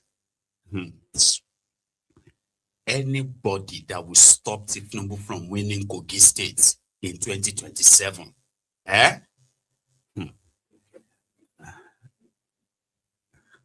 they should get ready for him.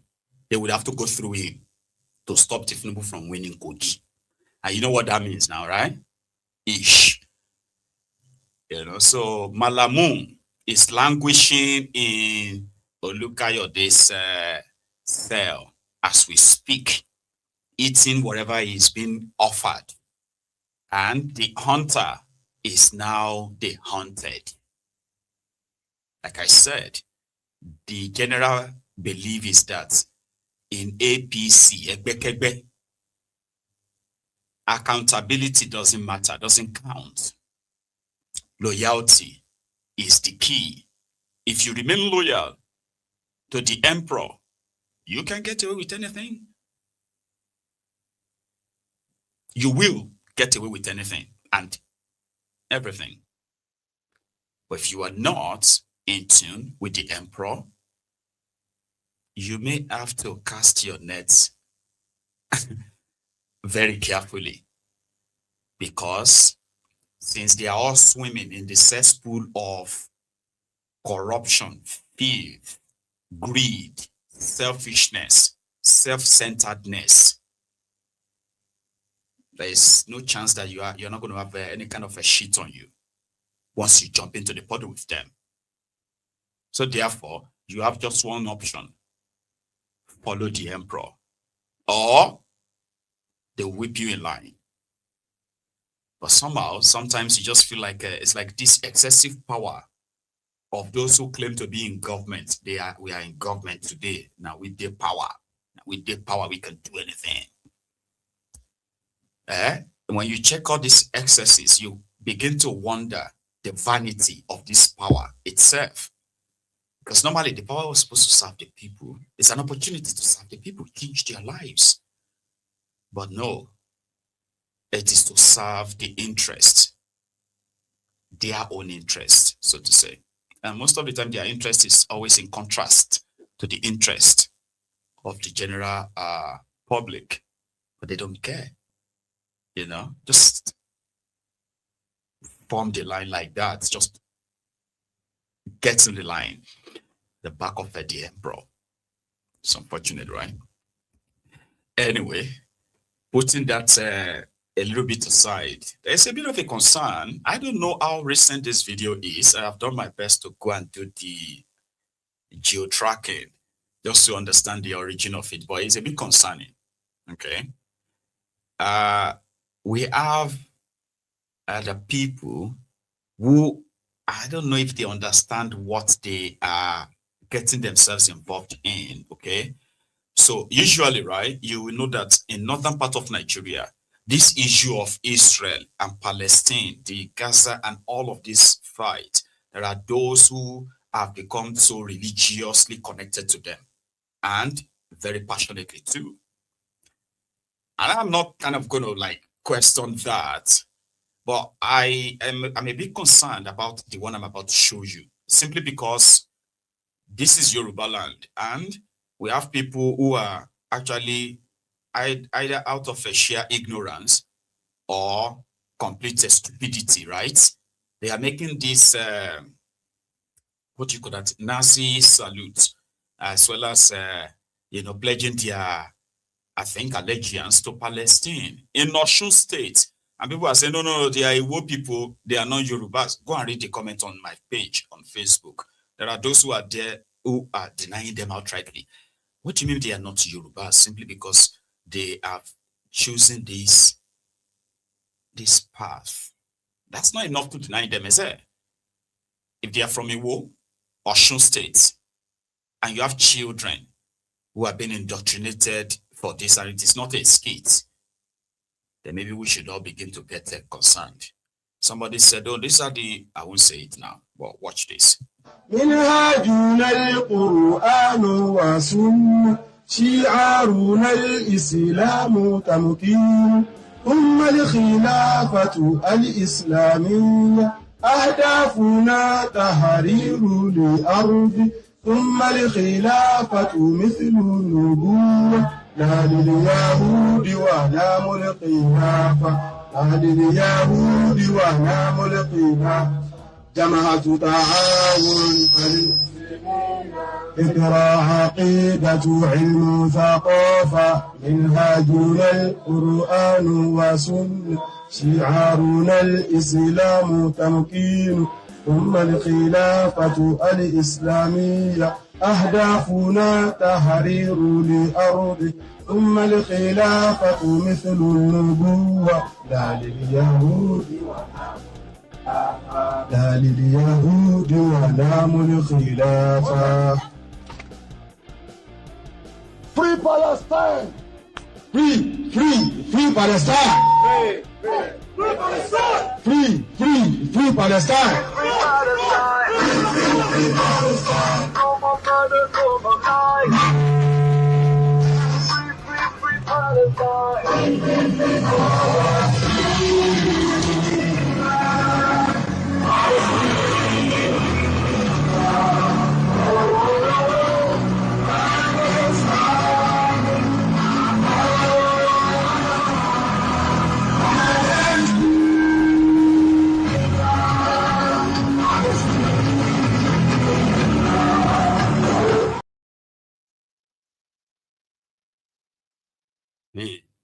I don't understand.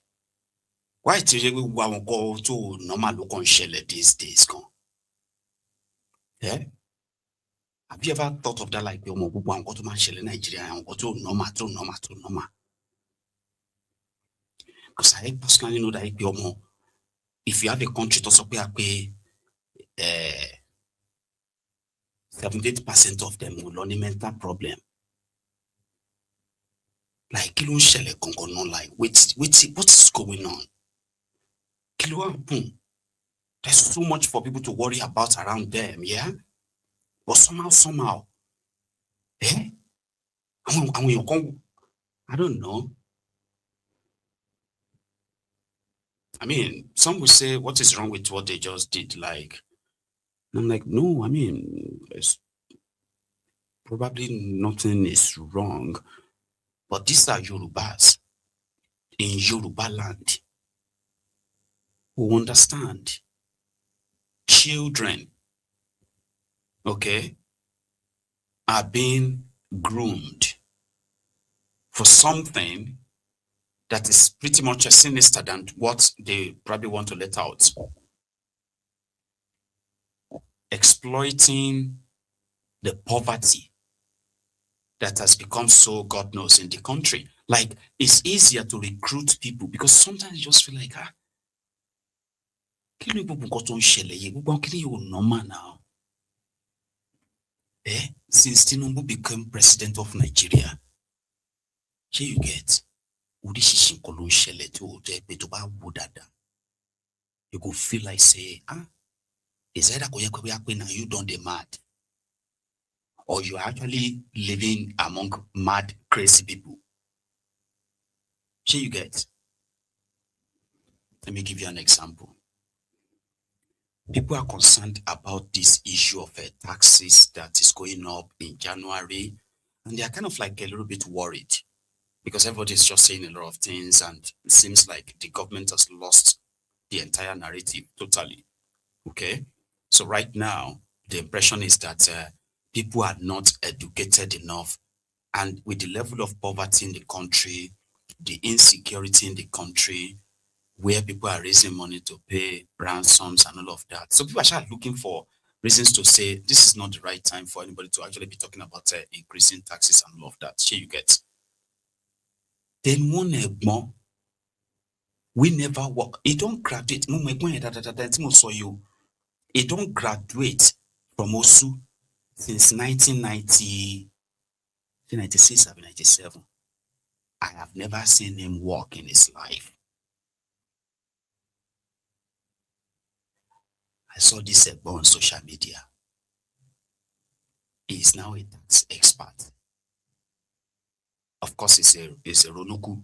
And you know, like when you look at people who are the base of this APC, there are people who are being exploited simply because of their, economic situation as well. Sure, you get. JJD tax expert. Person will never work in his life, never paid a tax in his life.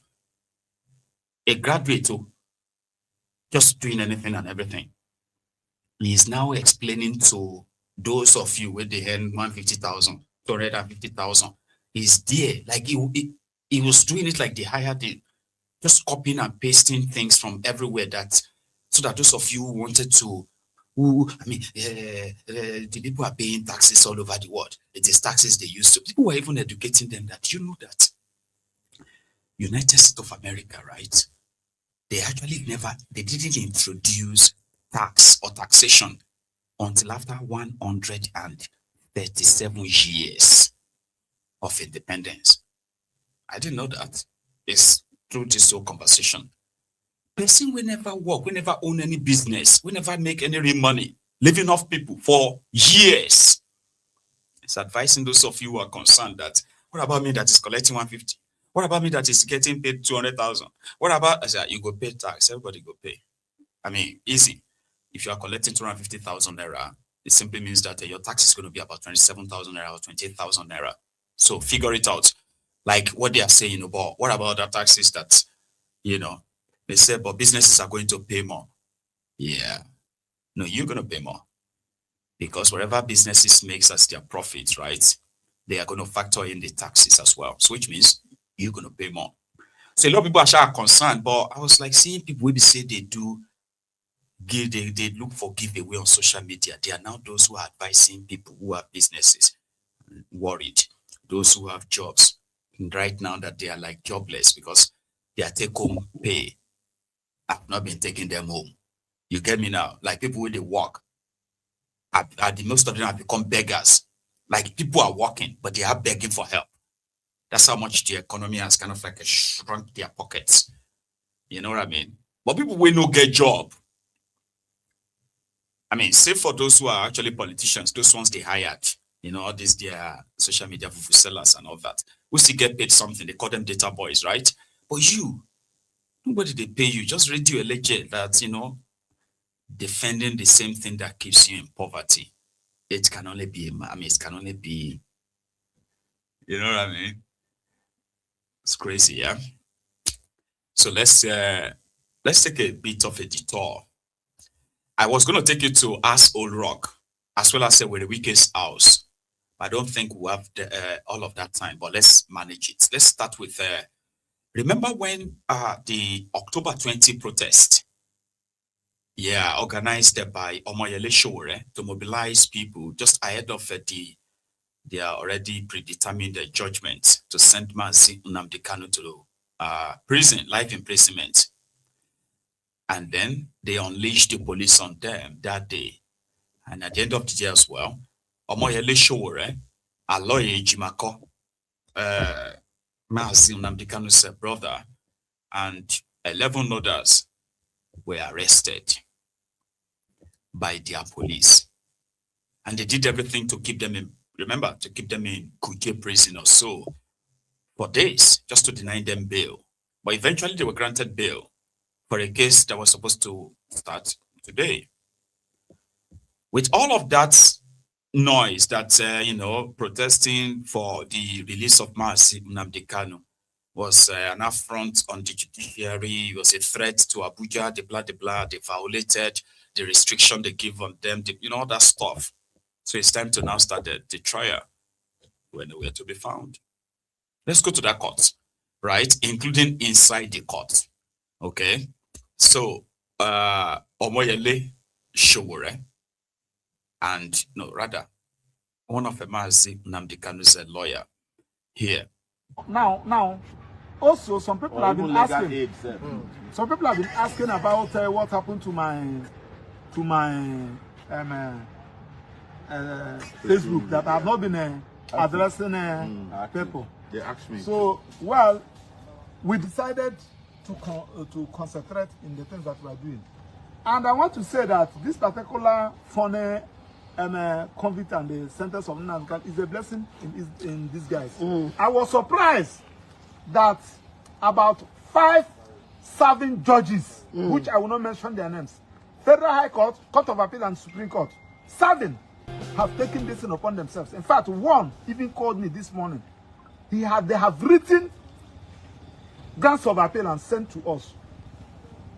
So I continue to ask myself, does it mean that we still have some judges with conscience in this country? The answer is yes. Yes, we have. I can comfortably tell you that I'm not talking about the retired judges, those that are serving. Then when you're talking about the retired judges that have taken this upon themselves, one called me. They were busy calling me, asking me, please, have people file appeal? We said no. They said don't file. Don't file. We are interested. They were researching. Professors, both here in Nigeria and abroad. They have taken it upon themselves. I said, sure. So, and the kind of people love you like this. Not Igbo, so from Yoruba nation houses, those with conscience. Yes. Those who felt that, no, this thing cannot happen to this man. Now, having said that, I want to also tell you that I was at a correctional center yesterday at office of the Controller General of the Correctional Center. That was on a Thursday. I went there to go and see the director, the Controller General. The problem we're having is that if you watch, those of you, if you read that particular judgment, in the sentence he said, Mazin Nadekali should be kept in any protective custodian center within Nigeria. He never mentioned any place. Now, the time we went to DSSS, because we went there, that was the sentence and the conviction and sentence was done on the 20th. On the 21st, we went to that place. They told us that they have moved Mazin and come out. We asked them where. They said that we should go to their headquarters, DSSS headquarters. So, when we went to that place, they told us that we should not be coming here. That Mazin Adekala has been transferred to Sokoto. We said, how? We said that we should go and ask the correctional center that the thing is no longer in their power. Good and fine. We went to Sokoto. They said that the order is from court. We said no. The judgment did not specify that it was Sokoto. Why should you use their power to transfer in Sokoto? They said that we should go back to that court. We went to that court to apply to have the CTC of the remanding order. That particular CTC has not been given to us. Now, the correctional center have told me on Friday, though they have not replied my letter, I said, please, can you reply this thing? They said that the judge in the remand warrant mentioned Sokoto. This is man inhumanity to man. This is wickedness to the highest order. The question Nigerians are asking, including those with conscience here, why Sokoto?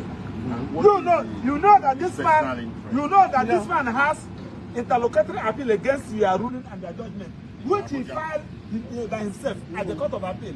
He also filed some motions at the Supreme Court. The day he went to Supreme Court, people saw how people with conscience left to their work and they were hailing him, encouraging him that he shall overcome. Now, on what basis are you taking him to Sokoto? Now, we are not asking. Today is it's the 15th. So today is 15th. By next week, now that Sunday will make it 20 a complete 1 month. This convict and the sentence was done. Now, Nnamdi Kanu has lost all these days. He has not filed his appeal because one, he is representing himself on record. Now, can federal government move him with the same private jet, with the same presidential jet they used to took him to Sokoto? Can they use the same presidential jet bring him to Abuja here so that he can file his appeal? For the way I'm saying this, and for those of you who are asking that you have not seen me, we are working, we are following everything legally, and also want to thank the people of the Southeast, the Igbos. You have shown maturity, continue to show maturity because they want to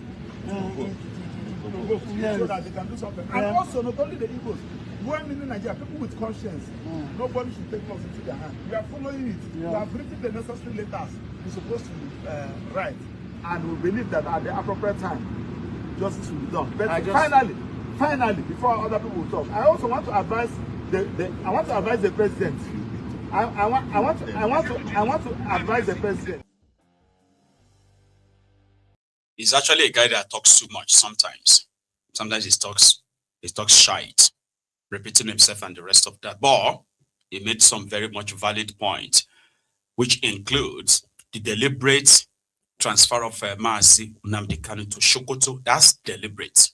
And it's also technical. Once a judgment is delivered, an action followed right away.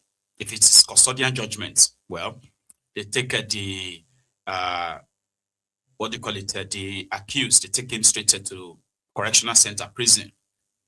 But when you know that this person will still have the right to appeal, right? And his case is happening here, there is no point in throwing him there if you don't have the intention of frustrating his appeal. the time. And like he pointed it out, well, it's almost a month now that they gave this judgment, which means about 4 weeks has been wasted. And based on this technical plan to get him to a far end, you know, that it won't be easier for him to walk straight into the court and put in his appeal. Now, you can say, but that his lawyers could do that for him. Well, again, there is no law that says he can't represent himself. There is no law in Nigeria that says he can't. Now, if those who deliberately did this, simply because they have that leverage, yeah, the abuse of power, are not cautioned or kind of like, condemned, so to say, then what is justice in the whole thing? Though Nnamdi Kanu already said that he's not expecting justice from them. But you see all of this, they are to kind of remind you, right, of what a dead rule of law looks like when it is now the rule of guns and the rule of men, where law is completely, like what happened there today as well, when the Supreme Court of Nigeria, without any constitutional backing, without any section of the Constitution to actually really explain their judgment, the Supreme Court of Nigeria declared that Tinubu's declaration of state of emergency and removing the elected officials in that state for 6 months was legal. Now, Supreme Court of Nigeria has granted an extra power that the Constitution didn't give Tinubu. They have granted it with that judgment today. So any president in the future can wake up and just be like, you know what? For the sake of, I hear that you want to fight yourselves in Lagos, I'm declaring a state of emergency, and it's going to appoint a sole administrator, and just like that. Because that is what the Supreme Court just did with that judgment. There are many others like that, but this is how you build a system that no longer have any form of a rule of law in existence. There is law, there are rules that also guides laws. There are those who are the protector of that. Their job, like judiciary, their job is to protect every sanctity of the law. That's what the Supreme Court is for. If all of them from other lower courts have kind of like, you know, they have manipulated the law and their judgment and the rest of that, Supreme Court is where you get clarity. There is no appeal after Supreme Court. But today, the Supreme Court of Nigeria just gave the President of Nigeria that non-existing power. But it's actually a very huge power that an elected president can remove an elected governor. So that's Nigeria. And yeah, the other part of the conversation was when they went straight into the courtroom, Showore and others. They policed the issue. No, they didn't. There was still a session though. Yeah. Emi went on BBC. Showore was trying to overthrow the government. Now you have overthrown the naira. And now you are in prison. Even overthrow dollar. Yeah, overthrow dollar. So overthrow France. What I'm talking about the judiciary. I hear them say, please don't allow anybody to make you subject of a prayer point. People have made some judges their prayer point. How can somebody make you prayer point because of the judgment you gave? And you said that you are happy. You can't be happy. You can't be happy. Since the Motor gave this judgment, every time people walk into his courtroom, he's explaining himself. Every time. Even when they didn't ask him. Yes. He will explain it. So let's just go and pray and prepare for. We will be back out. So we leave it. We leave it at that. So at the appropriate time we'll be updating you people. So please, can we go into the court? Okay. Let's go to the court. Okay.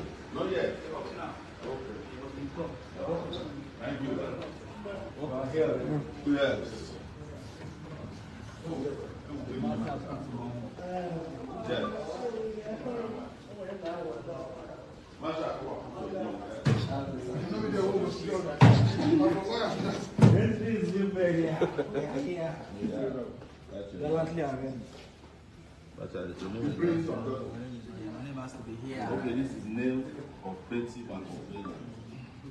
These are the defendants. I don't know they are. Okay. Have they changed his name from that outside name? No, we have to correct them over and over again. But they put alloy, they put 2L. 2L, alloy wheels. Alloy. You know this one, because they don't believe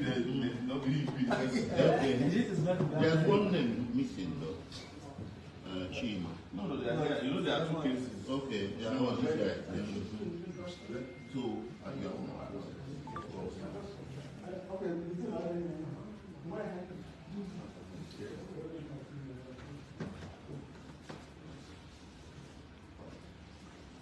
Just time listening. Waste of time.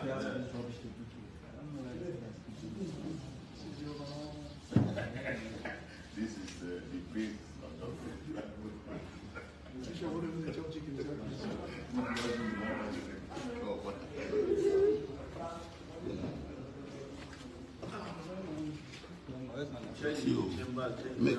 make me a video to do an update.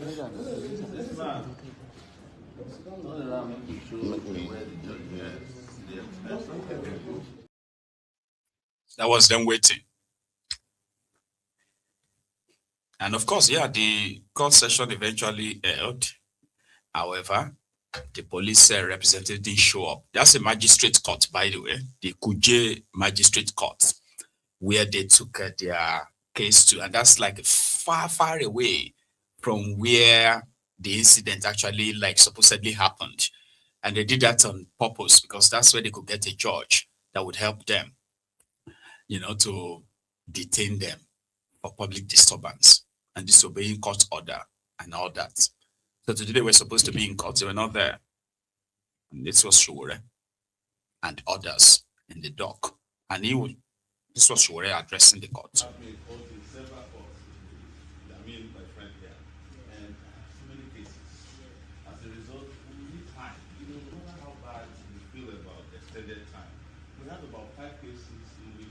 He is appearing against us at the federal high court. Most of them criminal cases, frivolous cases. But I know you don't want to hear the word frivolous. So I'm saying that, Lord, you should also consider, because I'm going to be contesting next year and declaring to you, we will need time. By next year, we'll be 1 year exactly on the presidential election. These people cannot be dragging me from court to court over this kind of cases when we need to save this country. So please, my Lord, consider time for us. I'm always available to you, even when this is not involved me. I come to you to make sure that. When did you come to me? When did you come to me? No, I said we come to your court. I said we come to your court. When do we come to your court? That's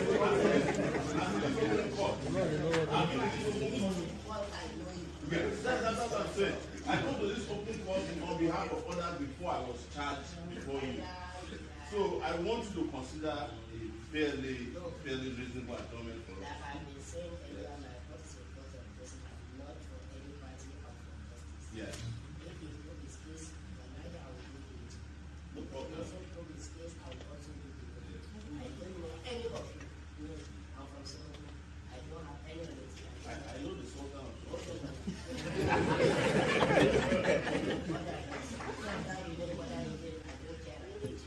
What I'm saying, you said you are a professional candidate here. I agree with you. That's why I want to finish your matter within 2 minutes so that you have enough time.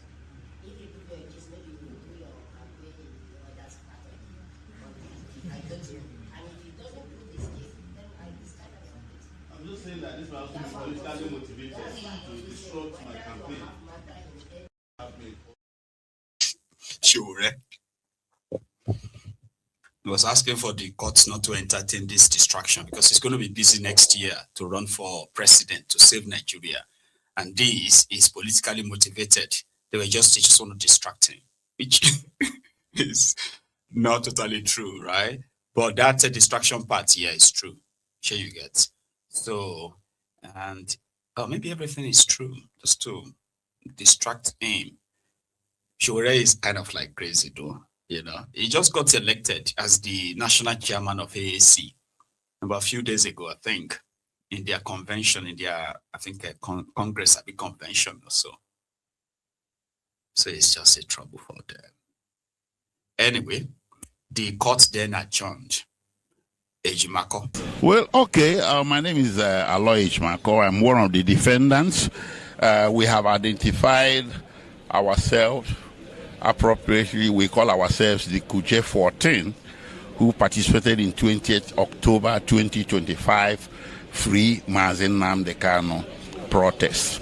It was a civil protest directed towards the Attorney General of the Federation and the presidency. The protest was never directed against the court. We know what we are doing. When we want to speak to our government, we should have rights. As citizens of this country, disagree with our government. And if that disagreement would take the form of a protest, the only condition we need to satisfy is that we got permission for that protest, which was done, police permitted, and the second one was to protest peacefully, which we did. And the third one was to keep away from the perimeters that may have been barred from being entered during the protest, and which we did. So I really don't know what we did wrong. The only thing we did was exercise our basic right to peaceful assembly. I'm here with my colleagues who participated. I consider them the heroes of this country, people that are courageous enough, young men that are courageous enough to come out and tell the government there is something you are doing that you are not doing right. I think Nigerians should be encouraged to do that. This is how we advance our society. Nigeria cannot be advanced if we decide as all of us to be yes men. We are not zombies or mugus or anything. So the government of the day should be able to be tolerant of dissent, of disagreement, done peacefully and civilly, and that's what we did. So today we came here in defense of freedom and in defense of the right to disagree with your government without drawing countervailing consequences. So we're here to answer to these charges, and we intend to prevail and be set free. The prosecution, unfortunately, wasn't ready, so they were begging the court to give them another date. I would have thought that prosecution is ready to prosecute us, but they are not. So I don't know what's going to happen when this case comes up again. I think on 26 February, that was the date that was given to them to marshal their evidence and close this case. So we look forward to that date, and we thank all Nigerians who have expressed their support publicly. I have seen a lot on social media indicating that a lot of Nigerians understand the situation perfectly well, that this is not really prosecution but persecution. So we look forward to getting justice before this magistrate. And I'm here to express implicit confidence, complete confidence in the capacity of the magistrate to do justice to us. Thank you. You're welcome.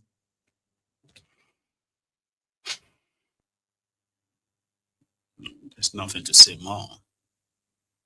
So I'm going to say thank you again to every one of you that joined the conversation this evening. So please remember, if you haven't really shared the broadcast, please do like it as well, okay? And I am going to see you another time. So tomorrow, I'm thinking that from tomorrow, I could just, open the studio, okay? And open the line as well. Let's have a phone-in segment that could last for as long as we want, starting from tomorrow morning, right? But we'll see. Enjoy the rest of your evening or afternoon. So, and you all have a great week. Good night. From here, let me show that. Okay, yeah. Good night.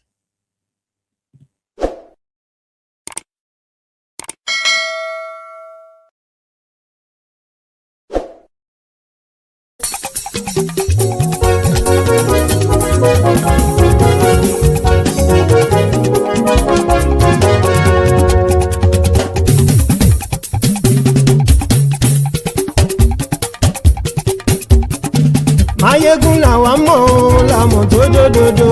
Mayegun diary, Nayibi number one. Mayegun làwa mọ̀ làmọ̀ tó dódòdó. Mayegun diary, Nayibi number one. Mayegun ti dé o ọ̀rẹ́ ará ìlú. Mayegun diary, Nayibi number one. Lórí Facebook lórí YouTube. Mayegun diary, Nayibi number one. Gbogbo bó ṣe ń lọ ni Mayegun já wa sí. Mayegun diary, Nayibi number one. Àṣírí ọ̀jẹ̀lú kì í bò níbẹ̀ o. Mayegun diary, Nayibi number one. Bó bá ṣe eré àní Mayegun máa wí. Mayegun diary, Nayibi number one. Ó sì tún ṣe eré wàá gbọ́ níbẹ̀ o. Mayegun diary, Nayibi number one. Mayegun diary politico. Mayegun diary, Nayibi number one. Godfatherism kò sí lọ́rọ̀ Mayegun. Mayegun diary, Nayibi number one. Ẹ farabalẹ̀ sẹ́ o kẹgọ́rọ̀ lẹ́nu o. Mayegun diary, Nayibi number one. Àní Mayegun làwa mọ̀ tó dódòdó. Mayegun diary, Nayibi number one.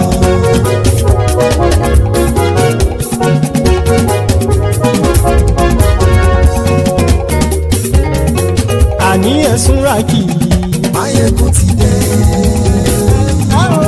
Mayegun ti dé. Ọ̀jẹ̀lú ẹ̀sùn ràkì. Mayegun ti dé. Àní ẹ̀sùn ràkì. Mayegun ti dé. Lórí Facebook. Mayegun ti dé. Àní ẹ̀sùn ràkì. Mayegun ti dé.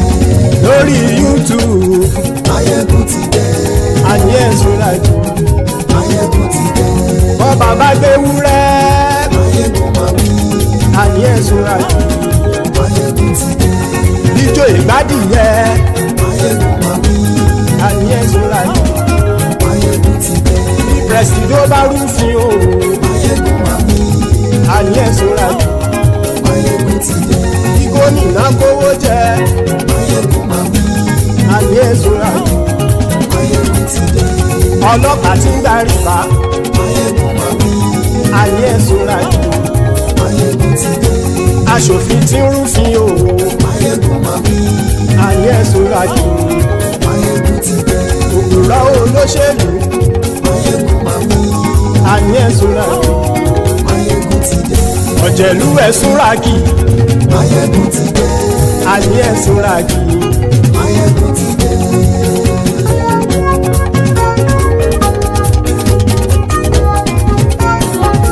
Mayegun ti dé.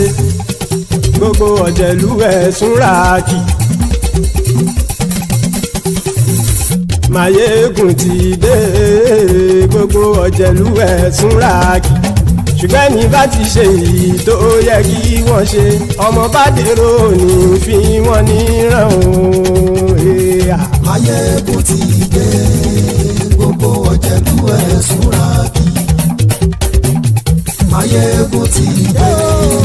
Gbogbo ọ̀jẹ̀lú ẹ̀sùn ràkì. Ṣùgbọ́n ní bá ti ṣe èyí tó yẹ kí wọ́n ṣe, ọmọ bá dẹ̀rọ̀ ò ní fi wọ́n níran. Wọ́n fowó bẹ́ẹ̀ o. Mayegun ó sọ pé wọ́n ò fẹ́ bẹ́ẹ̀. Wọ́n fowó bẹ́ẹ̀. Mayegun ó sọ pé wọ́n ò fẹ́ bẹ́ẹ̀. Oníkan ṣáàtì ṣe èyí tó yẹ kí wọ́n ṣe fáwọn ará ìlú tó gbé wọn débẹ̀ o. Àyè. Mayegun ti dé. Gbogbo ọ̀jẹ̀lú ẹ̀sùn ràkì. Mayegun ti dé. Gbogbo ọ̀jẹ̀lú ẹ̀sùn ràkì. Ṣùgbọ́n ní bá ti ṣe yìí tó yẹ kí wọ́n ṣe, ọmọ bá dẹ̀rọ̀ ò ní fi wọ́n níran. Ha! Kì máa yí ṣe eré. Ọ̀rọ̀ yìí kì í ṣe ẹ̀fẹ̀. Kì máa yí ṣe eré. Ọ̀rọ̀ yìí kì í ṣe ẹ̀fẹ̀. Ẹni bá ti lè lẹ́bọ̀ lẹ́rù o, ọmọ bá dèrò kàṣàyè tú wọn síta. Mayegun ti dé. Gbogbo ọ̀jẹ̀lú ẹ̀sùn ràkì. Mayegun ti dé. Gbogbo ọ̀jẹ̀lú ẹ̀sùn ràkì. Ṣùgbọ́n ní bá ti ṣe yìí tó yẹ kí wọ́n ṣe ọmọ bá dẹ́rọ̀ ò ní fi wọ́n níran. tẹnitẹni ọmọ máyégún ọ̀rẹ́ ara ìlú mọ̀mọ́ ni mo fọlọ́hún sọ ẹ̀ bá kìlẹ́bù lóòótọ́ olódodo ìlú ọ̀tá ìlú mọ̀mọ́ ni ìwọ ṣá máa ń ṣọ́ra kò sì mọ́ bẹ̀rù bọ́tà lè rí bóníṣègùn lé káwọn mọ̀mọ́ fi ṣera wọn ni ó ti dẹrùn tí wọn ò gbọ́dọ̀ sè mọ́bẹ̀. èèpo ọ̀bọ lọmọ bá dérò tàjẹ́ ò gbọ́dọ̀ jẹ́ ó ti dọba lórí abínú ẹni kò sì mọ́ bùyà àìsíwọ́lu ní ẹnìkẹ́ ìgbódì ẹyin lábàrá o ó kó ẹni tó bá dán wò á kàmù máyé ń ti dé gbogbo ọ̀jẹ̀lúwẹ̀ túnra kì Máyégún ti dé gbogbo ọ̀jẹ̀lúwẹ̀ túnra kì o ẹ̀yin bá ti ṣe yìí tó yẹ kí wọ́n ṣe ọmọ bá dèrò òní fi wọ́n níran o. Máyégún ti dé gbogbo ọ̀jẹ̀lúwẹ̀ túnra kì Máyégún ti dé gbogbo ọ̀jẹ̀lúwẹ̀ túnra kì ṣùgbọ́n ní bá ti ṣe yìí tó yẹ kí wọ́n ṣe ọmọ bá dẹ́rọ̀ ò ní fi wọ́n níran.